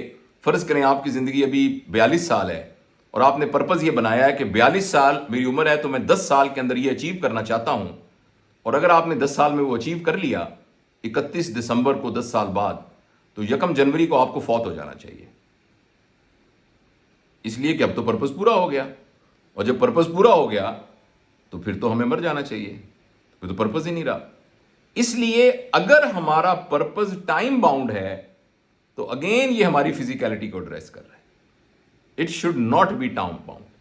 آپ کا جو بھی پرپز ہے، اللہ آپ کو لمبی زندگی دے، جب اس دنیا سے آپ چلے بھی جائیں تو اس پرپز کا مومنٹم کنٹینیو کریں۔ اگر آپ کو اس کی مثال سمجھنی ہو، دنیا میں سب سے بڑی مثال نبی کریم صلی اللہ علیہ وسلم کی مثال ہے۔ آپ کی زندگی کا مقصد یہ تھا کہ قیامت تک آنے والے آخری انسان کو جہنم کی آگ سے بچا کر جنت میں داخل کیا جائے، اور وہ اس دنیا سے تشریف بھی لے گئے، لیکن ان کا momentum of that purpose is continuous. اگر آپ اور اپنے لیول کی سطح کی مثال دیکھنا چاہیں تو عبدالستار ایدی اس دنیا سے چلے بھی گئے مگر ان کا پرپز چل رہا ہے۔ اس طرح دنیا میں اور بہت سے لوگ ہیں کہ جن کا purpose of life actually beyond time تھا اور وہ کنٹینیو۔ اور ہم بھی اپنے انسان ہونے کا حق صرف اسی صورت میں ادا کر سکتے ہیں کہ اگر ہمارا پرپز آف لائف ٹائم سے بیونڈ ہو۔ 3 باتیں ہو گئیں، چوتھی ایک اور شرط بھی ہے۔ جو بھی آپ کا، میں ریپیٹ کر دوں، پہلا یہ تھا کہ آپ کا پرپز ایک آبجیکٹو سٹیٹمنٹ ہونا چاہیے۔ دوسرا میں نے عرض کیا تھا کہ یہ پرپز آف لائف آپ کی نیڈ نہیں ہونی چاہیے۔ تیسرا میں نے عرض کیا ہے کہ یہ ٹائم باؤنڈ نہیں ہونا چاہیے، اور چوتھی بات یہ ہے کہ آپ کا جو بھی پرپز آف لائف ہے وہ اس کے نتیجے میں جو آپ ایفرٹ کریں گے، اس ایفرٹ کے نتیجے میں جو ییلڈ ہوگی، جو آپ حاصل کریں گے، اس کے بینیفیشری آپ کے علاوہ بھی کوئی اور لوگ ہونے چاہیے۔ آپ کا اسپاؤس اور آپ کے بچوں کے علاوہ بھی اس کے بینیفیشری ہونے چاہیے، اور جتنے اس کے بینیفیشری ایسے ہوں کہ نہ وہ آپ کو جانتے ہیں اور نہ آپ ان کو جانتے ہیں، اتنا ہی آپ کا پرپز آف لائف ہائی ہوگا۔ یعنی آپ نے جو کچھ کیا، اس کے کرنے کے نتیجے میں جو کچھ بھی حاصل ہوا، اس کا فائدہ ان لوگوں کو بھی پہنچا جو آپ کو جانتے بھی نہیں ہیں، اور ان کا فائدہ ان لوگوں کو بھی پہنچا جس کو آپ بھی نہیں جانتے۔ اس کو ٹیکنیکل ٹرمز میں نوبیلٹی کہتے ہیں، یعنی purpose of life has to be noble. Noble means beneficiaries of our effort have to be those people which are stranger to us، جن کو ہم جانتے بھی نہیں ہیں۔ اور پلیز آپ یاد رکھیے گا، چیریٹی اور نوبیلٹی میں بہت فرق ہے۔ ہم میں سے بہت سارے لوگ چیریٹی کو نوبیلٹی سمجھتے ہیں۔ ہم یہ سمجھتے ہیں کہ ہر سال جو میرے کپڑے پرانے ہو جاتے ہیں وہ تو میں سارے اپنے ملازموں کو دے دیتا ہوں یا دے دیتی ہوں، اور ہم ہر مہینے ایک دیگ نکال کے یتیموں کو کھانا کھلا دیتے ہیں۔ اور جو ہمارے گھر کے اندر ملازمہ کام کر رہی ہے نا، جو خاندانی ملازمہ تھی، اس کی امی بھی میری امی کی ملازمہ تھی، اور یہ میری ملازمہ ہے، اور اس کے بچے اب میرے بچوں کے بستے اٹھاتے ہیں، تو ان کو میں ہر دفعہ ان کو یونیفارم میں بنا کے دے دیتی ہوں۔ پلیز آپ یاد رکھیے گا، یہ صرف چیریٹی ہے، اور چیریٹی جو ہے نا وہ بہت ہی استحصالی نظام کے نتیجے کے اندر جنم لیتی ہے۔ کیونکہ جس وقت ہمارے گھر میں ایک بچہ پیدا ہوا تھا، اسی وقت ہماری ملازمہ کے گھر میں ایک بچہ پیدا ہوا تھا۔ ملازمہ کی ماں ہماری امی کے جوتے صاف کرتی تھی، اور ملازمہ ہمارے جوتے صاف کرتی ہے، اور اس کا بچہ اب میرے بچوں کے، جبکہ میرا بچہ چونکہ میرے پاس پیسے تھے تو میں نے اس کو پرائیویٹ میڈیکل کالج میں داخل کر کے ڈاکٹر بنا لیا، میں مثال کے طور پہ کہہ رہا ہوں، اور وہ ویسے کے ویسے جوتے صاف کر رہا ہے، لیکن ہم تو بڑے دریا دل ہیں، ہم تو ان کو کپڑے بھی دے دیتے ہیں، ہم ان کو سب کچھ چیزیں دے دیتے ہیں۔ تو یہ چیریٹی ہے۔ اور پلیز آپ یاد رکھیے کہ جس معاشرے میں چیریٹی بہت زیادہ ہوتی ہے، یہ عموماً وہ معاشرہ ہوتا ہے جس میں پیسے کی تقسیم بہت بری ہوئی ہوتی ہے۔ میں جنرلائز بات نہیں کر رہا، عمومی طور پر۔ اور ہم اپنی ایگو کو سیٹسفائی کرنے کے لیے کہتے ہیں کہ میں تو بھی لوگوں کو بھی دے دیتا ہوں، اس لیے کہ ہمارے پاس کچھ پیسے ہمارے ذرائع سے زیادہ آئے ہوئے ہوتے ہیں، اور ہم اپنے آپ کو سیٹسفائی اور اس گلٹ کو ختم کرنے کے لیے کہتے ہیں کہ میں تو ہر سال دے کے نکالتا ہوں، میں تو یہ یتیم خانے بھی میری وجہ سے چل رہے ہیں، میں تو مسجد میں بھی نلکا لگوایا ہوا ہے، اور میں تو یہ سب کچھ بھی کرتا ہوں۔ لیکن میں جس چیز کی بات کر رہا ہوں وہ چیریٹی نہیں ہے۔ چیریٹی بھی کرنی چاہیے ہمیں، وہ نوبیلٹی ہے۔ اور نوبیلٹی کا مطلب یہ ہے کہ آپ کو پتہ ہی نہیں ہے کس کو فائدہ ہو رہا ہے اور کس کو نہیں فائدہ ہو رہا۔ یہ 4 چیزیں میرے بہت ہی پیارے بہنوں اور بھائیوں، یہ جو 4 چیزیں میں نے آپ سے عرض کی ہیں، یہ پوری دنیا کے تمام انسانوں کے لیے پرپز ہونے کی شرطیں ہیں، لیکن میں اور آپ ایک اور شرف رکھتے ہیں. وہ شرف ہم یہ رکھتے ہیں، مجھے نہیں معلوم، ہو سکتا ہے آپ میں سے کوئی غیر مسلم بھی ہوں. کوئی غیر مسلم ہے ہمارے دوستوں میں سے؟ ٹھیک ہے، اچھا تو جی ٹھیک ہے. دیکھیے ہم یہ شرف رکھتے ہیں کہ ہم اللہ تعالیٰ کے بندے ہیں، اور نبی کریم صلی اللہ علیہ وسلم کے ذریعے سے ہمیں ڈیوائن نالج ہمارے پاس آیا ہوا ہے. تو ہمارے لیے پرپز آف لائف، یہ 4 پرپز آف لائف اس شخص کے لیے بھی ہیں جو کہ نارتھ امریکہ میں رہتا ہے یا نارتھ پول کے اوپر رہتا ہے. ناروے کا جو ایکسٹریم اینڈ ہے نارتھ پول سے 2000 کلومیٹر دور، وہ وہاں ایک چھوٹا سا شہر ہے، وہ وہاں رہتا ہے جس کی آبادی صرف 200 ہے، 250 ہے. وہ وہاں اکیلا وہاں وہ رہتا ہے شخص. یہ اس کے لیے بھی پرپز آف لائف کے لیے یہ 4 شرطیں ہیں. لیکن ہمارے لیے ایک 5ویں شرط بھی ہے. وہ 5ویں شرط یہ ہے کہ جو بھی آپ کا پرپز آف لائف آپ نے لکھا ہے، یہ آپ کو جنت کے قریب کر رہا ہو، جہنم کے قریب نہ کر رہا ہو. کوئی بھی جو ہمارا پرپز آف لائف ہے وہ ایسا نہ ہو، کیونکہ اللہ تعالیٰ نے قرآن پاک میں ہم لوگوں کے لیے جو آخری کامیابی کی ایک جو شرط لگائی ہے، وہ یوں ہے، ہم میں سے کوئی حافظ ہوں گے تو وہ ان کو یہ آیت یاد ہوگی کہ اس کے لیے کامیابی یہ ہے کہ آپ اس کا مفہوم یہ ہے کہ آپ نے اور آپ کے اہل و عیال نے آپ نے اپنے آپ کو اور اپنے اہل و عیال کو اگر جہنم کی آگ سے بچا کر جنت میں آپ داخل ہو گئے تو آپ کامیاب ہو گئے. فوز کا ہے، فوز العظیم، یہ کامیابی. لہٰذا باقی لوگوں کے لیے وہ 4 باتیں ہیں. یہ ورک شاپ جب میں نے انگلینڈ میں کروائی تھی تو میں 4تھی بات پر رک گیا تھا. ناروے میں بھی 4تھی بات پر رک گیا تھا کیونکہ بہت سے غیر مسلم وہاں موجود تھے اور بہت سے ایتھیسٹ موجود تھے. لیکن میں آپ بہن بھائیوں سے عرض کرنا چاہتا ہوں کہ ان 4 چیزوں کے بعد جو 5ویں چیز ہے وہ یہ ہے کہ جو بھی آپ کا پرپز آف لائف ہے، یہ پرپز آف لائف آپ کو جنت کے قریب لے کے جا رہا اور جہنم. اب آپ پوچھیں گے اس کی یارڈ سٹک کیا ہے، کیسے ہمیں پتہ لگے گا؟ تو وہ میں ایک آخری بات آپ سے سوال جواب کے بغیر کرنے سے پہلے، کوسچن آنسر سیشن سے پہلے عرض کرنا چاہوں گا. میں نے اپنے طور پر 35 سال ایک ادارے میں کام کرنے کے، ہیلتھ ڈپارٹمنٹ میں کام کر کے، ملک سے باہر میں آسٹریلیا میں بھی میں کام کرتا رہا ہوں، انگلینڈ سے میں نے FRCS کیا ہے، اور ابھی میں حال ہی میں کرگستان کے اندر بھی میں ایک آنرری پروفیسر ہوں، اور وہاں میں پڑھانے کے لیے میری اسائنمنٹ ہے. وہاں کے جو پاکستانی بچے وہ میں MBBS کر رہے ہیں، اور اس کے علاوہ پوسٹ گریجویٹ انسٹیٹیوشنز میں بھی میں پڑھاتا ہوں. اور آرمی کے بہت سارے انسٹیٹیوشنز کے اندر، ابھی کل ہی اسٹاف کالج کوئٹہ کے ساتھ بھی ہمارا ایک آن لائن سیشن تھا. PMA میں بھی میں حاضر ہوتا رہا ہوں، اور اس کے علاوہ نیول اکیڈمی میں بھی اور دوسرے جوڈیشری کے ڈفرنٹ اداروں کے اندر بھی. حال ہی میں نیشنل اسمبلی میں ایک ٹریننگ کا سیشن قائم ہوا ہے، تو اس میں بھی مجھے انہوں نے حکم دیا ہے کہ بھئی میں وہاں بھی جو ہمارے آفیشلز آف دی ہیں اور کچھ ٹریننگ ورک شاپس ہیں جو ہمارے MNA MPS کے لیے بھی ہوں گی، تو اس میں بھی میں کچھ خدمت اور کچھ اسسٹنس کر سکوں گا. اس سارے جو ہمبل سا تجربہ ہے، اس کے نتیجے میں جو آخری بات میں نے جنت جہنم کی ہے، اس کے لیے یارڈ سٹک میں نے یہ بنائی ہے کہ ہم سب اپنی زندگی کے اندر صرف ایک معیار رکھ لیں کہ جو لقمہ میرے حلق کو کراس کر کے جا رہا ہے، کہیں وہ حرام کا لقمہ تو نہیں ہے. بس اتنی ایک یارڈ سٹک اپنے اوپر رکھ لیں. میں اپنے بچوں کو جو ڈبل روٹی کھلاتا ہوں، کہیں وہ حرام کی ڈبل روٹی تو نہیں ہے. جو سواری میں گھوم رہا ہوں، کیا وہ سواری اس پیسے سے تو نہیں خریدی گئی جو کہ حرام ہے. دیکھیے، اور لوگوں کے لیے مسئلہ ہوگا ایتھکس کا اور ان ایتھیکل ہونے کا، لافل ہونے کا، ان لافل ہونے کا. بہت سی سوسائٹیز ایسی ہیں جو ہیومن رائٹس کو پروموٹ کرتی ہیں. ان کے نزدیک انسان جو مرضی کرے، منہ کے اوپر جیسے مرضی ٹیٹو بنا لے، لڑکی سر کو ٹنڈ کروا کر اپنی زبان کے اوپر بالیاں، یہ میں نے خود دیکھی ہیں پڑھی لکھی عورتیں. میں آسٹریلیا میں جہاں کام کرتا تھا، وہ ہماری لائبریرین تھی، بہت ہی ماشاءاللہ ایک حسین قسم کی وہ عورت تھی. ایک دن میں نے دیکھا اس نے بالکل ٹنڈ کروائی ہوئی، اور جب اس نے منہ کھولا تو اس کی زبان کے اوپر سوراخ ہو کے ایک بالی بنی ہوئی تھی. لیکن کسی کو کوئی جرت نہیں کہا کہ تم نے کیا حرکت کی ہے. اس لیے کہ ہیومن رائٹس کا مطلب یہ ہے کہ تم جو دل چاہے کرو. اگر ایک عورت یہ کہے کہ نہیں میں عورت نہیں ہوں، میں مرد ہوں، تو اس کو اجازت ہے. اگر عورت کہے میں نے عورت سے شادی کرنی ہے تو اس کو اجازت ہے. اگر مرد کہے مرد سے کرنی ہے اس کو بھی اجازت ہے. یعنی جو کچھ وہ کرنا چاہے وہ کر سکتا ہے، پرووائڈڈ وہ ان لافل نہ ہو، وہ لا آف لینڈ کے ساتھ کلیش نہ کر رہا ہو. بہت سارے لوگ اس بنیاد پر زندگی گزار رہے ہیں. ان کے نزدیک اپنے پرپز کو ڈیفائن کرنے کا طریقہ یہ ہے کہ وہ ان لافل نہیں ہونا چاہیے. باقی ساری وہی 3-4 باتیں جو میں نے آپ کو بتائی ہیں.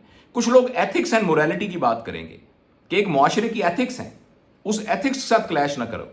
لیکن مسلمانوں کے لیے پرپز آف لائف کے اندر جو یارڈ سٹک ہے، وہ مجھے تو آبجیکٹیولی یہی بات سمجھ میں آئی ہے کہ ہم سب اس بات کو پکے طور پر انشور کر لیں کہ اگر میں نے اپنی زندگی پرپزفل گزارنی ہے تو میرے منہ میں لقمہ حرام نہ جائے.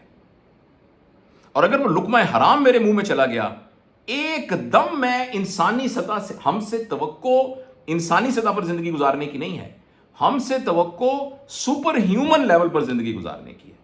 اور اقبال نے جو reconstruction of religious thoughts of Islam آپ نے پڑھی ہوگی کتاب، تو اس میں تو انہوں نے یہ کہا ہے کہ انسان تو سپر ہیومن کی بجائے کاسمک لیول پر بھی زندگی گزار سکتا ہے. اور کچھ لوگ ایسے ہیں جو انہوں نے یہ شعر کہا ہے نا، ہمسایہ جبریل امی بندہ خاکی ہے، اس کا نشیمن نہ بخارا نہ بدخشاں. تو وہ کاسمک لیول کی بات کرتے ہیں. اور کبھی کبھی تو وہ یہ کہتے ہیں کہ انسان کی ناٹ بی گاڈ، بٹ انسان جو ہے وہ گاڈلی لیول پر بھی زندگی گزار سکتا ہے. خدا بندے سے خود پوچھے بتا تیری رضا کیا ہے، خودی کو کر بلند اتنا کہ ہر تقدیر سے پہلے. یہ عام سا شعر لگتا ہے، مگر یہ انسان کے اس پوٹینشل کی طرف انڈیکیٹ کر رہا ہے کہ خدا بندے سے خود پوچھے بتا تیری رضا کیا ہے، کہ a person can live a godly level life. تو گاڈلی لیول، کاسمک لیول اور سپر ہیومن لیول، اور کم از کم ہماری زندگی ہیومن لیول پر تو ہو، کم از کم ہیومن لیول پر تو ہو. اگر جو میں نے آپ کو 5 باتیں بتائی ہیں ان میں سے ایک بھی مسنگ ہے تو ہماری زندگی، میرے بہت ہی پیارے بہنوں بھائیوں، میں پوری ذمہ داری سے آپ کو عرض کرتا ہوں کہ ہماری زندگی حیوانی سطح سے اوپر کی نہیں ہے. صرف فرق یہ ہے کہ حیوان کی سطح پر زندگی گزارے تو اس کے لیے کوئی بری بات نہیں ہے.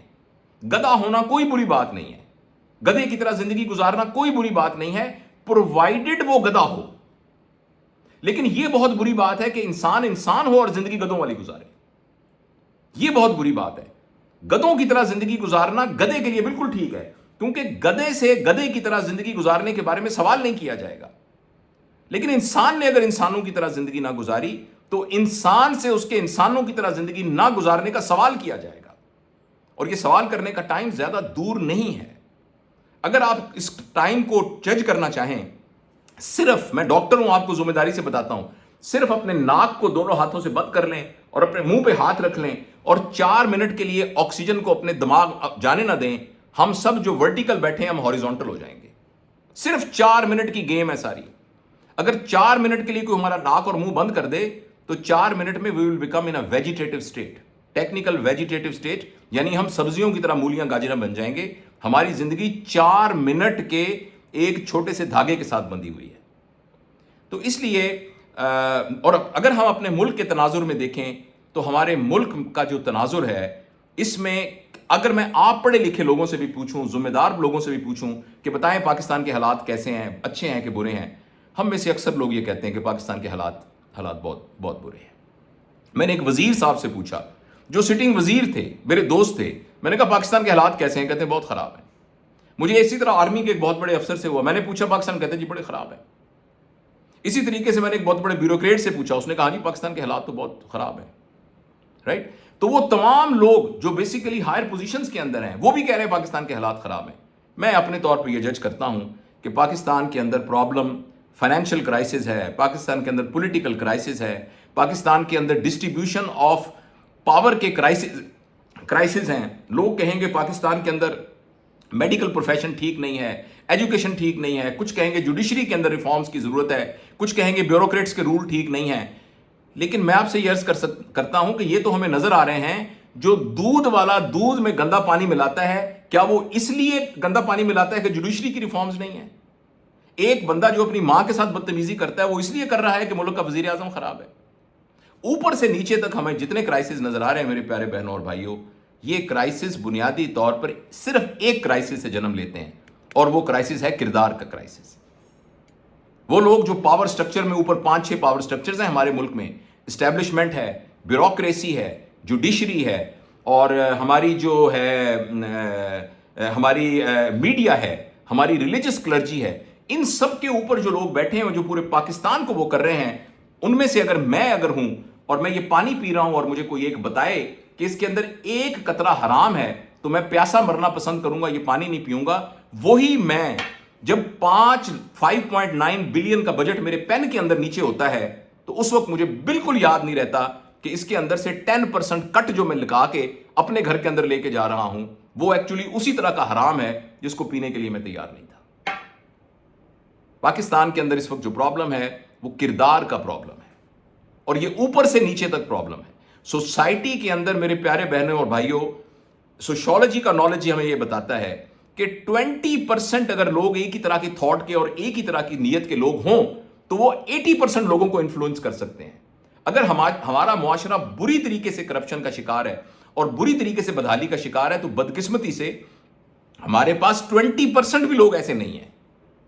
اگر کمرے میں 20 بندے بیٹھے ہوئے ہیں تو اس میں سے 2 بھی ایسے بندے موجود نہیں ہیں، کیونکہ اگر وہ 2 بندے ہوتے تو سوشیولوجی کے اس پرنسپل کے تحت، جس کو پریٹو پرنسپل کہتے ہیں، آپ کبھی نیٹ پہ لکھیے گا Pareto principle, PRETO Pareto principle, تو اس پرنسپل کے تحت 20% ہی اگر اچھے لوگ ہوں تو معاشرے کے اندر اچھائی پیدا ہونا شروع ہو جاتی ہے.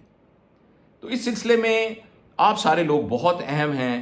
آپ کا زون آف انفلوئنس بہت بڑا ہے، ماشاءاللہ آپ کا زون آف انفلوئنس بہت بڑا ہے.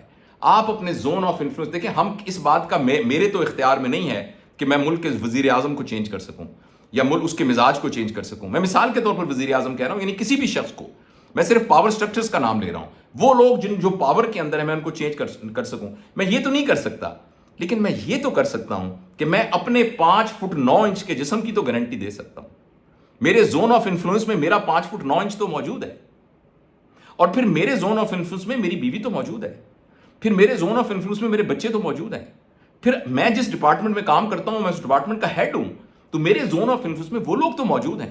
میں کم از کم ان کی گارنٹی تو دے سکتا ہوں. اور گارنٹی ایک چیز کی دینی ہے، بس ایک چیز کی، کہ میں خود اور میرے زون آف انفلوئنس میں جتنے لوگ ہیں آج کے بعد ان کے حلق سے لقمہ حرام نیچے نہیں اترے گا. بس اس بات کی گارنٹی دینی ہے، صرف اس بات کی گارنٹی دینی ہے کہ آج کے بعد لقمہ حرام، مجھے نہیں پتا وزیر اعظم کیا کرتا ہے، مجھے نہیں پتا آرمی کے ہیڈ کیا کرتے ہیں، مجھے نہیں پتا باقی جوڈیشری کے لوگ کیا کرتے ہیں، مجھے نہیں پتا دودھ والا کیا کرتا ہے، مجھے نہیں پتا کلرک رشوت لیتا ہے کہ نہیں لیتا، مجھے پتا نہیں ہے کہ ڈاکٹر جو ہیں وہ فارماسوٹیکل کمپنی کے ساتھ یعنی مول تول کر کے دوائیوں میں ہیرا پھیری کرتے ہیں، تو میں ان کا مجھے نہیں پتا. لیکن میرے اہل و عیال، ان کے لیے مجھے حکم ہے، میں آج کے بعد یہ تہیہ کرتا ہوں کہ میرے منہ سے لقمہ حرام نیچے نہیں گزرے گا. اور یقین کریں جو کردار کی ڈیفینیشن ہے وہ یہی ہے. کردار کی ڈیفینیشن یہ ہے کہ ہم سب جو کچھ کر رہے ہوں ہم اپنی چوائسز کے بارے میں اویئر ہوں، نمبر 1. اور نمبر 2، جس چوائس کے بارے میں ہم اویئر ہیں اس کے پیچھے جو موٹیویشن ہے ہم اس سے بھی اویئر ہیں. یہ بات میں کیوں کر رہا ہوں؟ یہ بات میں کیوں کر رہا ہوں؟ کیا یہ بات میں اپنی ایگو کو سیٹسفائی کرنے کے لیے کر رہا ہوں یا میں اس سے ہائر پرپس کے لیے کر رہا ہوں؟ اگر ایگو کے لیے کر رہا ہوں تو میں امیڈیٹلی انسانی لیول سے سلپ ہو کے پھر جانوروں کے لیول پر آ گیا. تو بس میرے پیارے بہنوں اور بھائیوں، میری زندگی، میں 63 سال کا ہوں اور الحمدللہ میں نے ایک اچھی زندگی گزاری ہے. وہ زندگی کے اندر ایک بہت اپس ڈاؤنز اینڈ ہکپس بھی آتے ہیں. I had a share of tough times also in my life. لیکن میری زندگی جتنی بچی ہے، میں تحدیث بن نعمت کے طور پر میں آپ سب بہن بھائیوں سے، جو اپنے گھر میں ہم بیٹھے ہوئے ہیں ایک دکھڑا رو رہے ہیں، تو میں نے یہ تہیہ کیا ہے کہ انشاءاللہ میں جتنے لوگوں کے پاس جا سکوں، یہ والا پیغام جو میں نے آپ کو بتایا ہے یہ میں ان سب کو عرض کر سکوں اور ان کو یہ بتا سکوں اس معافی کے ساتھ کہ جو آپ سب لوگ مجھ سے عمر میں چھوٹے ہیں مجھے معلوم ہے، لیکن جو میری جنریشن تھی اور جو مجھ سے 10 سال بڑی جنریشن تھی اور جو مجھ سے 10 سال چھوٹی جنریشن تھی، یہ وہ جنریشن ہے جو آپ ینگ لوگوں کے لیے پراپر رول ماڈل نہیں کریٹ کر سکے. میں انڈیویجول کی بات نہیں کر رہا، انڈیویجول اچھے لوگ ہوں گے، اجتماعی طور پر میری جنریشن سے بہت کوتاہی ہوئی ہے. میں ان سب کے بہاف پر آپ سے ہاتھ جوڑ کر معافی مانگتا ہوں. اللہ جانتا ہے میں اس وقت باوضو ہوں اور میں بالکل دل کی گہرائیوں سے آپ لوگوں سے معافی مانگتا ہوں، اس لیے کہ آپ بہت اہم ہیں اپنی ان تمام جنریشن کی بنیاد پر. اور میں اس باپ کی طرح اپنے بچوں سے معافی مانگ رہا ہوں جو شراب پیتا تھا، جو آ کے اپنی بیوی کو مارتا تھا، جو گھر میں حرام لے کر آتا تھا، مگر اب وہ نہ مرنے کے قریب پہنچ گیا ہے اور وہ اپنے بچوں کو کہتا ہے کہ جس طریقے سے میں نے زندگی گزاری خدا کے لیے تم ویسے زندگی مت گزارنا. گو وہ یہ کہتا ہے کہ مجھے ایسا کہنے کا کوئی حق نہیں ہے کیونکہ میں نے ایسی زندگی نہیں گزاری, لیکن میں اس کے نتائج کو بھگت کر دیکھ رہا ہوں کہ اس وقت ہمارا معاشرہ کس جگہ پر پہنچ گیا. وہ تمام لوگ جو انفلوئنشل لوگ ہیں, وہ تمام لوگ جن کے پین کے نیچے فیصلے ہیں, وہ تمام لوگ جن کے قلم کے نیچے سے لوگوں کی زندگیوں کا بدلنا ہے, میں ان سے ہاتھ جوڑ کر یہ اپنی گناہوں کی معافی مانگتا ہوں. میں اپنی جنریشن کی بہاف پر آپ سے معافی مانگتا ہوں, کیونکہ اگر میری جنریشن نے غلطیاں نہ کی ہوتی تو ملک اس حالت میں نہ ہوتا. تو آپ نہ اس بوڑھے باپ کے اوپر ضرور ترس کھائیے, آپ اس بوڑھے باپ کے جڑے ہوئے ہاتھوں پر ضرور ترس کھائیے. میں اجتماعی طور پر جنیرک بات کر رہا ہوں, میں اپنی انڈیویجول کی بات نہیں کر رہا, لیکن پلیز آپ ان سعادت مند بچوں کی طریقے سے اپنی زندگی کی ڈٹرمینیشن کے اندر پرپز آف لائف کو لے کے آئیے گا. اور پرپز آف میں اسکول ماسٹروں کی طرح نصیحتیں کرنے لگ گیا ہوں, تو پلیز میری اس یہ جو میں ایک دم ذرا تھوڑا جذباتی ہو گیا ہوں اس کو معاف کیجیے گا. لیکن ہمارے ملک کے سدھرنے کا تعلق صرف ایک شخص کے سدھرنے سے ہے جس کا نام جاوید اقبال ہے, یا جو آپ کا نام ہے, وہ جو آپ کا نام ہے وہ ایک شخص جو ہے وہ آپ کے زون آف انفلوئنس کے اندر موجود ہے. آپ جو آپ کے زون آف انفلوئنس میں ہے اس کو آپ با کردار رکھیے گا. جب آپ کے سامنے دو راہ آئے گا, اس دو راہے میں خدا کے لیے چاہے جتنی بھی ٹیمپٹیشن ہوئی غلط راستے پہ چلنے کی, اور چاہے جتنے بھی لیوکریٹو انسینٹیوز ہوئے صحیح راستے پر نہ چلنے کے, آپ مہربانی کر کے صحیح راستے کو اختیار کیجیے گا. ایسا کرنے سے آپ دیکھیے گا آپ کو انڈیویجولی تو جو فائدہ ہونا ہے وہ ہونا ہی ہے, لیکن معاشرے کے اندر ایک دم ایک روشنی کریٹ ہو جائے گی. ہم میں سے ہر ایک شخص ایک دیا سلائی کی طرح ہے, اور خوب اندھیرا ہے اس وقت معاشرے میں.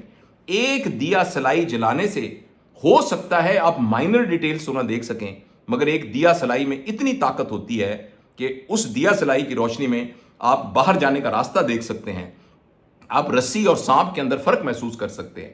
ایک چھوٹی سی روشنی بھی کم قیمت نہیں ہوتی, ایک چھوٹی سی روشنی بھی بہت قیمت. اور دوسری بات یہ کہ روشنی کی اور دیے کی ایک بڑی خوبی ہوتی ہے کہ ایک دیے سے دوسرا دیا جلتا ہے, دوسرے سے تیسرا دیا جلتا ہے, جس کو ٹیکنیکلی ہم پیئر پریشر کہتے ہیں.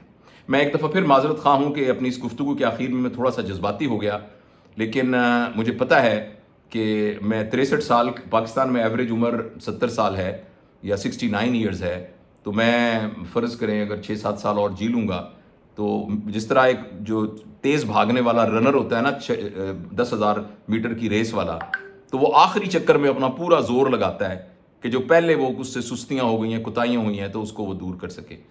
تو میری سچویشن تو وہ آخری اسپرنٹر کی ہے, تو اس لیے میں بس کبھی جذباتی بھی ہو جاتا ہوں. لیکن میں آپ سے گزارش کرتا ہوں کہ ears are on your side, اللہ آپ کو لمبی زندگی دے.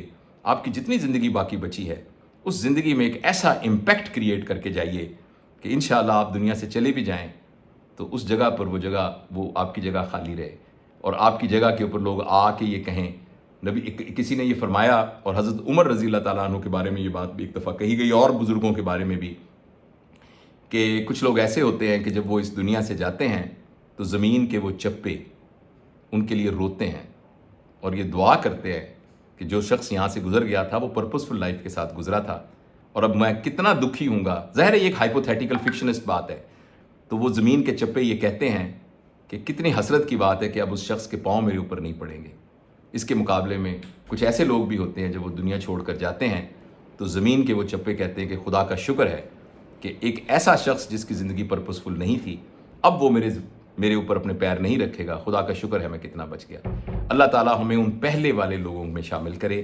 اور ہم ہر نماز میں یہ کہتے ہیں کہ اخیر میں ہم یہ کہتے ہیں کہ اللہ ہمیں ان لوگوں میں شامل کرنا جن پر تیرا انعام ہوا, اور جن پر اللہ کا انعام ہوا ہے وہ وہی لوگ ہیں جن کی زندگی انسانی لیول کی زندگی ہے اور پرپسفل لائف ہے. بہت بہت شکریہ, آپ نے بڑی توجہ اور محبت سے میری بات سنی. اب جو وقت بچ گیا ہے اس میں کچھ سوالات آپ پوچھنا چاہیں اور مجھے جواب آتا ہو تو میں حاضر ہوں. السلام علیکم ڈاکٹر صاحب. جی وعلیکم السلام سر. علیم الرحمان سینئر سول جج بات کر رہا ہوں. سر ڈاکٹر صاحب آپ نے ماشاءاللہ بڑے اچھے طریقے سے اسپرچول پرپز آف لائف پہ ہمیں روشناس کرایا. میرا صرف یہ ہے کہ سر آپ نے ایک 5 پوائنٹس میں سے چوتھا پوائنٹ دیا کہ beneficiaries of the yield should be other than you and your family, اور آپ نے نوبیلٹی اور چیریٹی کو ڈفرینشیٹ کیا. سر تھوڑا سا اس نوبیلٹی اور چیریٹی کو اور زیادہ ایلیبوریٹ کر دیں مثال کے ساتھ تو زیادہ آسانی ہو جائے گی. Thank you sir. جی بہت بہت شکریہ. جی دیکھیں چیریٹی یہ ہوتی ہے کہ میرے پاس جتنا سامان موجود ہے نا تو اس میں سے جو زائد میرے استعمال کا نہیں ہے تو وہ میں لوگوں کو دے دیتا ہوں. اور یہ بھی کوئی معمولی جرت کی بات نہیں ہے, لوگ ایسا بھی نہیں کرتے. تو چیریٹی کا مطلب صرف چیریٹی کے نتیجے میں لوگوں کا وہ دن گزر جاتا ہے. آپ ایک دسترخوان لگاتے ہیں, دیگ بناتے ہیں, اس دن لوگ دوپہر کا کھانا کھا لیتے ہیں اور یہ چیریٹی ہو جاتی ہے. یا آپ ان کو کپڑے دے دیتے ہیں جن سے ان کی سردی ڈھک جاتی ہے. میرے خیال کے اندر, اور اس کے پیچھے ایک ایویڈنس بھی ہے, مجھے اب وہ بک یاد نہیں رہی لیکن میں نے بہرحال یاد آ جائے گی. اس کے مطابق جو نوبیلٹی ہے اس میں جو کچھ ہم کرتے ہیں, جس شخص کے لیے نوبیلٹی کرتے ہیں اس کے لیول آف لائف کو امپروو کرتے ہیں. فار ایگزامپل میں ہر سال اپنے تمام ملازموں کو کپڑے لے دیتا ہوں اور ہر سال میں ان کو جوتیاں نہیں دے دیتا ہوں, یہ چیریٹی ہے. لیکن میرے ملازم کے بچے کو میں نے BCom کروا کر کسی جگہ پر کوئی جاب دے کر اس کو ملازمت چھڑوا دی. ایک آدمی ڈرائیور تھا, وہ میرے ابا کا ڈرائیور تھا, اس کا بیٹا میرا ڈرائیور ہے, لیکن اب جو اس کا بیٹا ہے اس کو میرے بیٹے کا ڈرائیور بننے کی ضرورت نہیں ہے کیونکہ میں نے اس کے لیول کو انکریز کر دیا اور اس کو میں نے اب کہیں تھوڑا سا بزنس شروع کرا دیا ہے اور اب اس کو گاڑی چلانے کی ضرورت نہیں ہے. تو نوبیلٹی میں بیسیکلی جب ہم لوگوں کی زندگیوں کو اور اپنی زندگیوں میں چیریٹی میں ہم اپنے آپ کو بڑا سمجھتے ہوئے اور اپنے آپ کو یعنی کسی چیز کا پوزیسر سمجھتے ہوئے لوگوں کو دیتے ہیں, جبکہ نوبیلٹی میں ہم جس کو دیتے ہیں اس کے شکر گزار ہوتے ہیں کہ اس کی وجہ سے مجھے یہ موقع مل گیا کہ میں اپنی اس نیڈ کو ایگزیبٹ کر سکا جو کہ میرے پرپز آف لائف سے میچ کرتی ہے. میرا پرپز آف لائف یہ تھا نوبیلٹی, اس شخص کا کتنا احسان ہے کہ اس کے ذریعے سے میں اپنے پرپز آف لائف کو ایگزیبٹ کر سکا. تو یہ دونوں بالکل ڈیفرنٹ قسم کے پیراڈائم ہیں. نوبیلٹی میں آپ دیتے وقت شکر گزار ہوتے ہیں, آپ جھکے ہوئے ہوتے ہیں, آپ عاجز ہوتے ہیں, آپ اس کو احسان نہیں سمجھ رہے ہوتے, آپ اس کو اپنا بڑاپن نہیں سمجھ رہے ہوتے, آپ اس کو اپنی رسپانسبلٹی اور اپنی ضرورت سمجھ رہے ہوتے ہیں کیونکہ آپ کے پرپز کو میٹ کرنے کی وہ اس کی ضرورت ہوتی ہے. جبکہ چیریٹی کے اندر ہم, اور یہ بات تو بالکل سرویز کے اندر موجود ہے, ہم پاکستان کے بارے میں ساری دنیا کہتی ہے کہ پاکستان دنیا میں سب سے زیادہ چیریٹی ہے, سب لوگ فخر سے کہتے ہیں. ہمارے پچھلے وزیر اعظم بھی یہ کہا کرتے تھے, اب بھی لوگ کہتے ہیں کہ پاکستان دنیا میں سب سے زیادہ چیریٹی دیتا ہے. یہ وہی ملک ہے جس میں سب سے زیادہ استحصال ہوتا ہے, یہ وہی ملک ہے. تو پھر ان دونوں کی کو ریلیشن ہے کیا کوئی, مجھے نہیں پتا, لیکن اگر اسٹڈی کی جائے تو ایکچولی اس کی کو ریلیشن ہے. بہت سارے لوگ ہم میں سے ایسے ہیں جن کے پاس ایسا پیسہ اکٹھا ہوا ہے جو وہ ڈیزرو نہیں کرتے تھے, اور لیکن سارے لوگ ایسا نہیں ہے, خدا نہ خواستہ, اس کو پلیز جنرل نہ سمجھیے گا. کچھ لوگ ہیں جو جینون چیریٹی کرتے ہیں, میں ایسی بات نہیں اور اپنا پیٹ کاٹ کے بھی چیریٹی کرتے ہیں, اور جو شخص اپنا پیٹ کاٹ کے چیریٹی کرتا ہے ایکچولی وہی وہ نوبیلٹی ہوتی ہے. جو اپنے منہ کا لقمہ نکال کے دے رہا ہوتا ہے وہ نوبیلٹی ہوتی ہے. لیکن جنرلی جن سوسائٹیوں میں دیکھیں نا, نبی کریم صلی اللہ علیہ وسلم کے زمانے کے تھوڑی دیر کے بعد ایکچولی سوسائٹی میں چیریٹی ختم ہی ہو گئی. لوگ لیے پھر رہے تھے, پیسے کو لینے والا کوئی نہیں ہوتا تھا, کیونکہ معاشرے میں پیسے کی تقسیم اس طریقے سے ہو گئی کہ ایکچولی کو چیریٹی لینے والا رہا ہی نہیں. اور زکوٰۃ ساری کی ساری اسٹیٹ کے پاس جاتی تھی, اسٹیٹ اس کو کسی کاموں میں بھی خرچ کرتی تھی, انڈیویجول زکوٰۃ لینے والا ہی کوئی نہیں رہا. اور ہمارے یہاں ابھی آپ اعلان کریں, ابھی فلاں انکم سکیم پروگرام, فلاں سپورٹ پروگرام, احساس پروگرام, بے نظیر انکم سکیم پروگرام, یہاں پر آٹا ملتا ہے, آپ دیکھیں گے لائنوں کی لائنیں لگ جائیں گی. تو آئی ہوپ وقت کی قلت کی وجہ سے میں تھوڑا اس کو مختصر کرتا ہوں, لیکن these are the differences between charity and nobility. Nobility ہم اپنی رسپانسبلٹی سمجھ کے کرتے ہیں, ہم احسان مند ہو کے کرتے ہیں جس کے ساتھ کر رہے ہوتے ہیں, اور چیریٹی میں ہمیں یہ لگ رہا ہوتا ہے کہ میں کتنا اچھا آدمی ہوں کہ میں یہ دے رہا ہوں.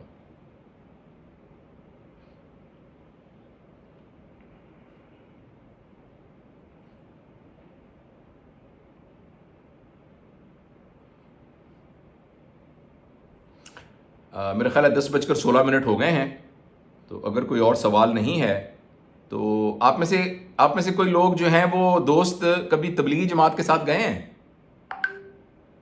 آپ میں سے کچھ ایسے دوست ہیں جنہوں نے تبلیغی جماعت کے ساتھ کبھی کوئی وقت لگایا, کوئی ایک دوست؟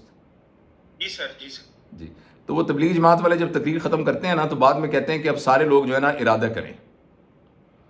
تو مجھے نا یہ زبردست ایک سائیکولوجیکل ایکسرسائز لگتی ہے جس کا بہت بڑا امپیکٹ ہوتا ہے کہ آدمی جب ارادہ کرتا ہے نا تو وہ ارادہ پہلا قدم ہوتا ہے اس کی تو میں میں بھی کبھی کسی زمانے میں جب اسٹوڈنٹ تھا تو میں دیتا کہ سب کچھ بات کرنے کے بعد وہ پھر بات کو وہیں ختم، کیونکہ ہم یہاں سے کر کے بھی I am sure tea break ہوگا، آپ لوگ چائے پئیں گے اور میں بھی ابھی ناشتہ کروں گا، میں نے بریک فاسٹ نہیں کیا، لیکن میں ایک بہت ہی آپ کو اپنے، اللہ جانتا ہے جو میں کہہ رہا ہوں اس کا وہی مطلب ہے، کوئی ڈرامہ نہیں کر رہا، آپ کو اپنے چھوٹے بہن بھائی سمجھ کے میں ایک ایک معصوم سا مطالبہ کرنا چاہتا ہوں کہ آپ اس محفل کے بعد نہ ارادہ کر کے اٹھیے پلیز، آپ کچھ نہ کچھ ارادہ کر کے اٹھیے، اور اگر ارادے کی تکمیل کے سلسلے میں کوئی دقت ہو تو پریشان مت ہوئیے گا۔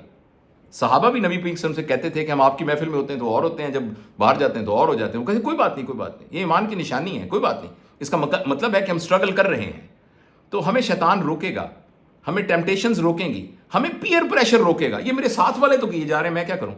لیکن جتنے اس کمرے میں لوگ بیٹھے ہیں، اور میں اپنی ذات سے شروع کرتا ہوں، وعدہ کرتا ہوں کہ جو میں نے آپ سے ایک ہاتھ جوڑ کے درخواست کی تھی کہ میں اور آپ اس محفل سے یہ فیصلہ کر کے جائیں کہ آج کے بعد لقمہ حرام جو ہے، بس میں آگے تفصیل سے نہیں کہوں گا، آج کے بعد لقمہ حرام میرے حلق سے نیچے نہیں اترے گا، اور جو میرے بچے ہیں، میری اولاد ہیں، ان کو جو میں ناشتہ اور ڈبل روٹی دیتا ہوں، اور ان کو میں جو گاڑی پہ بٹھا کے جاتا ہوں، اور ان کو جو میں کپڑے پہناتا ہوں، وہ لقمہ حرام سے نہیں بنے ہوں گے۔ بس یہ میری آخری گزارش ہے، اور میرے لیے بھی دعا کیجیے گا کہ میں بھی اس پر عمل کر سکوں۔ سر جزاک اللہ، آپ کا شکریہ ادا کرنے سے پہلے یہ یقین دلاتا چلوں بینگ ڈین فیکلٹی کے پی جوڈیشل اکیڈمی اینڈ جج مائی سیلف کہ یہ سارے بڑے کمیٹڈ لوگ ہیں اور بڑے ڈیڈیکیشن والے لوگ ہیں، آپ کی باتیں سیدھی دل پہ اثر کیا انہوں نے۔ سوال کے بجائے میں صرف ایک ریکویسٹ کروں گا سر، ہمارے اس ویل بینگ کی ٹریننگ میں اسٹریس مینجمنٹ، اینگر، اس کے حوالے سے مختلف ٹیکنیکس کی باتیں ہوئی، یہ تمام سیزن جوڈیشل آفیسر ہیں سر، جن کا منیمم تجربہ بھی 4 سال سے لے کے اور کوئی 2 اشروں پر محیط تجربے کے لوگ ہیں، سینئر سول ججز ماشاءاللہ۔ ہماری انفارچونیٹلی جیسے آپ واقف ہیں ملک کے حالات سے، اور بالخصوص عدلیہ کے جو مسائل ہیں، ورک لوڈ زیادہ ہے، ہیومن ریسورس کم ہے، انفراسٹرکچرل ایشوز ہیں، آرگنائزیشنل چیلنجز ہیں، تو ایسے میں سٹریس ایک فطرتی امر ہے۔ تو آپ موٹیویشنل سپیکر بھی ہیں، مربی بھی ہیں، آپ اپنی زندگی کا نچوڑ ہمارے ان پارٹیسپینٹس کو سٹریس مینجمنٹ کے لیے آپ کیا ورکیبل کوئی ٹیکنیک یا ٹپ یا پیس آف ایڈوائس ہمیں عنایت کی؟ Thank you very much. اچھا، دوسرا میری پہلی بات آپ سے ہی ہوئی تھی جب ہم طے کر رہے تھے؟ جی سر، میں ضیاء الرحمان جی سر، اور آپ نے یہ فرمایا تھا کہ 10 اگست کو نتھیا گلی میں ایک سیشن ہو رہا ہے۔ جی 20 سے 22 اگست 3 دن ہم اچھا 20 انشاءاللہ ایسی ہی ایک ٹریننگ نتھیا اچھا، اور دوسرا ہے کہ اس میں یہی سارے دوست ہوں گے یا اور دوست ہوں گے؟ اس میں اور لوگ ہوں گے، شاید سینئر جوڈیشل اچھا، آفیسرز ہوں گے، تو آپ دیں گے پورا ایک دن آپ کے لیے۔ جی، وہ ایسا ہوا کہ میں نے چونکہ میرا کچھ آپ کو بتایا تھا ایک فزیکل کچھ پرابلم ہو گیا تھا، لیکن میں اس سے الحمدللہ ریکور کر رہا ہوں، اور میں سرجری بھی شروع کر دی ہے، لیکن میرے گھر والے نا مجھے اکیلے باتھ روم بھی جانے نہیں دیتے، تو وہ کہتے ہیں کہ بھی کنڈی کھلی رکھنا، کیونکہ وہ ایکچولی کچھ میرا فزیکل پرابلم ایسا ہو گیا تھا۔ تو میں نے جب یہ بتایا کہ میں نے 20 تاریخ کو جانا ہے، تو میری اہلیہ نے کہا ہے کہ صرف اس صورت میں آپ جا سکتے ہیں کہ میں بھی آپ کے ساتھ جاؤں۔ تو اگر آپ نتھیا گلی کے اس میں کچھ اس طرح کا انتظام کر دیں کہ میں اپنی اہلیہ کو بھی ساتھ لے آؤں اور ایک بیٹا اور بہو کو بھی ساتھ لے آؤں، تو میں پورا ایک دن آپ کے ساتھ انشاءاللہ گزار سکتا ہوں، اور یہ دوست بھی آئیں، تو اس میں ہم ایک ایکسٹینسو ورک شاپ، کیونکہ یہ ایک پیٹنٹڈ ورک شاپ ہے جو میں نے انٹرنیشنلی کروائی ہوئی ہے، ملک سے باہر بھی اس کو میں نے کیا ہوا ہے اینگر مینجمنٹ کے اوپر، جس کے ساتھ سٹریس ریلیٹڈ ہے، تو میں انشاءاللہ اس میں وہ حاضر ہوں گا، تو بشرطے کہ آپ جو ہے وہ آپ کی جو بھابھی صاحبہ ہیں، آپ وہ ان کا کوئی ارینجمنٹ کر دیں کہ وہ بھی میرے ساتھ جائیں۔ سر ہمارے لیے شرف ہوگا، ارینجمنٹ سب یہ ہو گیا سر۔ Thank you. اچھا، دوسری آپ نے جو بات کی ہے سٹریس کی، تو وہ میں یہ عرض کرنا چاہتا ہوں کہ ابھی وقت چونکہ تھوڑا ہے، لیکن میں ایک بات بتاؤں کہ دنیا کا کوئی بھی شخص ایسا نہیں ہے جو کہ سٹریس میں نہ ہو۔ سٹریس ایک نارمل فینومینا ہے۔ اگر ابھی یہ جو بہن سامنے بیٹھی ہوئی ہیں، مجھے نظر آ رہی ہیں، یہ بالکل جو اسکرین کے سامنے بیٹھی ہیں، ان کو اچانک میں یہ کہوں، نہیں کوئی نام، ہاں جی، بس میں اچانک یہ کہوں کہ آپ کے دائیں پیر کے نیچے ایک چھپکلی ہے، اور آپ کو یقین آ جائے تو فوراً کیا ہوگا؟ فوراً کیا ہوگا؟ ایک دم آپ کے اندر ایک سرج آئے گی اور اس کے ذریعے آپ اپنے پیر کو ودرا کریں گی، اٹھ کے کھڑی بھی ہو سکتی ہیں۔ اچھا، اب یہ جو اس طرح کا جو شارٹ ٹرم سٹریس پڑتا ہے، اس کو ہم یو سٹریس کہتے ہیں، EUSTRES، یو سٹریس۔ یہ بہت ہی بینیفیشل ہے، اللہ کی طرف سے ایک نعمت ہے، کیونکہ اس کی وجہ سے ہم حالات کو ہینڈل کرنے کے قابل ہو جاتے ہیں، اس سٹریس کو۔ لیکن جب یہ سٹریس اپنے نارمل سے زیادہ ہونے لگ جائے تو پھر یہ پیتھولوجیکل ہو جاتا ہے، اور پیتھولوجیکل ہونے کی شرط یہ ہے، اس کی نشانی یہ ہے کہ یو سٹریس کے دوران ہماری صلاحیتیں بڑھ جاتی ہیں، جبکہ جب وہ اب نارمل سٹریس ہوتا ہے تو وہ آ کر ہمیں فزیکلی دبوچ کے جن کے ذریعے سے ہم نے سٹریس کو ڈیل کرنا تھا ان فیکلٹیز کو ہی کمزور کرنا شروع کر دیتا ہے۔ تو اس لیے سٹریس کے فینومینا کو سمجھنا بہت ضروری ہے۔ میں کوشش کروں گا کہ میں بس 5 منٹ میں آپ کو موٹی موٹی باتیں بتا دوں۔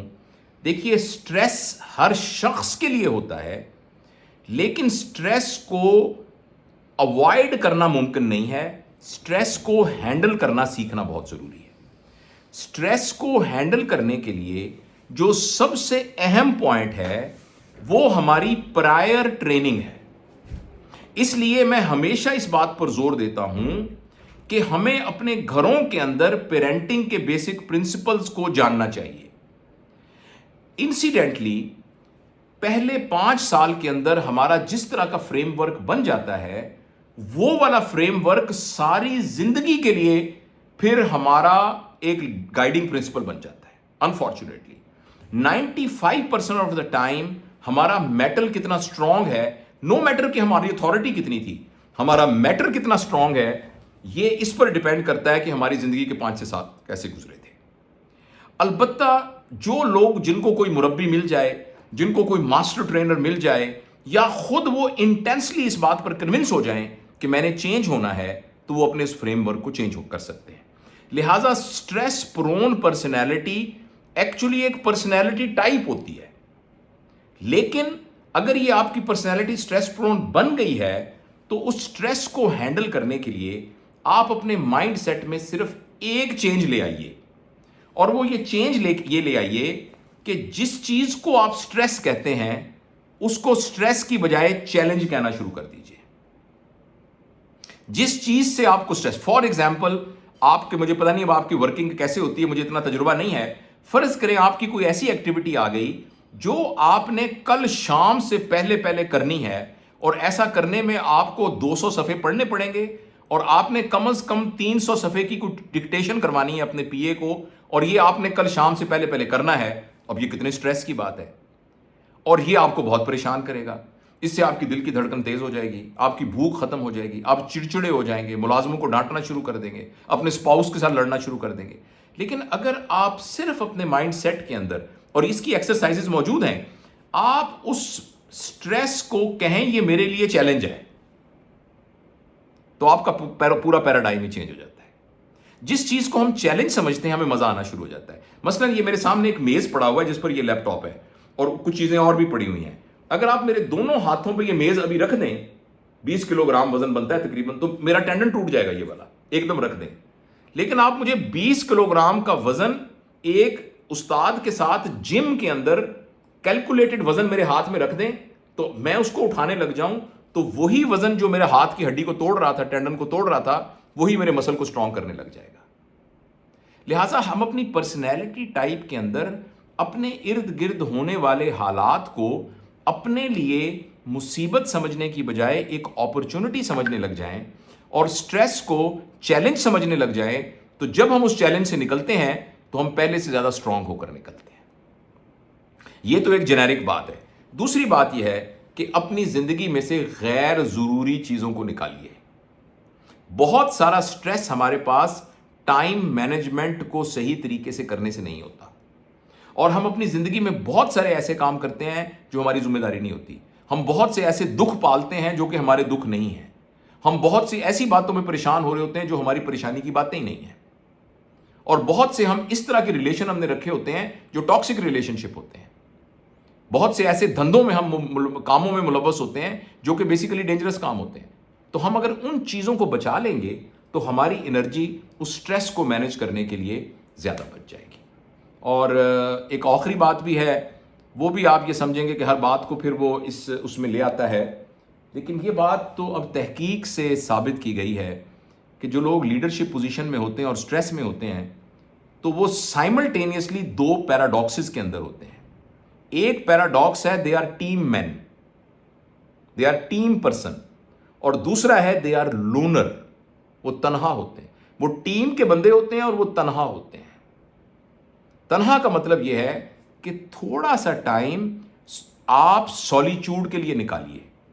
وہ لوگ جو بڑی ایگزیکٹو پوزیشن میں ہوتے ہیں اور اس کے لیے سب سے زبردست چیز ہے کہ آپ ہمت کر کے نا تہجد کے عادی ہوئیے. وہ جو سولیچیوڈ کا ٹائم ہے نا, اور آپ کو پتہ ہے دنیا میں سب سے بڑے لیڈر نبی کریم صلی اللہ علیہ وسلم ہیں, اور نبی کریم صلی اللہ علیہ وسلم پر تہجد فرض تھی, ہمارے اوپر نہیں ہے. تہجد فرض اس لیے تھی کہ لیڈر کے لیے جہاں پوری ٹیم کے ساتھ کام کرنا ہوتا ہے وہاں اس کو کچھ ٹائم سولیچیوڈ میں نکالنا ضروری ہے. لیڈر کے لیے مراقبہ بڑا ضروری ہے. لیڈر کے لیے غور و خوض بہت ضروری ہے. لیڈر کے لیے خاموش اکیلے بیٹھ کر اپنا جائزہ لینا بہت ضروری ہے. تو میرا یہ خیال ہے, جو موٹی موٹی میں نے باتیں آپ کو بتائی ہیں, کہ ہم اپنی پرسنالٹی کے اندر سٹریس پرون پرسنالٹی کو کوشش کر کے چینج کرنے کی کوشش کریں. ہم سٹریس کو چیلنج کہیں, ہم سٹریس کو سٹریس نہ کہیں. نمبر 3, اپنی زندگی سے غیر ضروری چیزوں کو نکالنے کی کوشش کریں اور روزانہ کچھ وقت غور و خوض کے لیے نکالیں. تو آپ یہ دیکھیے گا کہ ہماری زندگی کے اندر ایک ٹھہراؤ آ جائے گا, ایک کامنس آ جائے گی, اور وہ کامنس جو ہے وہ ہمیں انشاءاللہ العزیز وہ انرجیز پرووائڈ کرے گی جس سے ہم سٹریس کو ہینڈل کر سکتے ہیں. Any other question or query? Thank you, sir, for such an insightful discourse.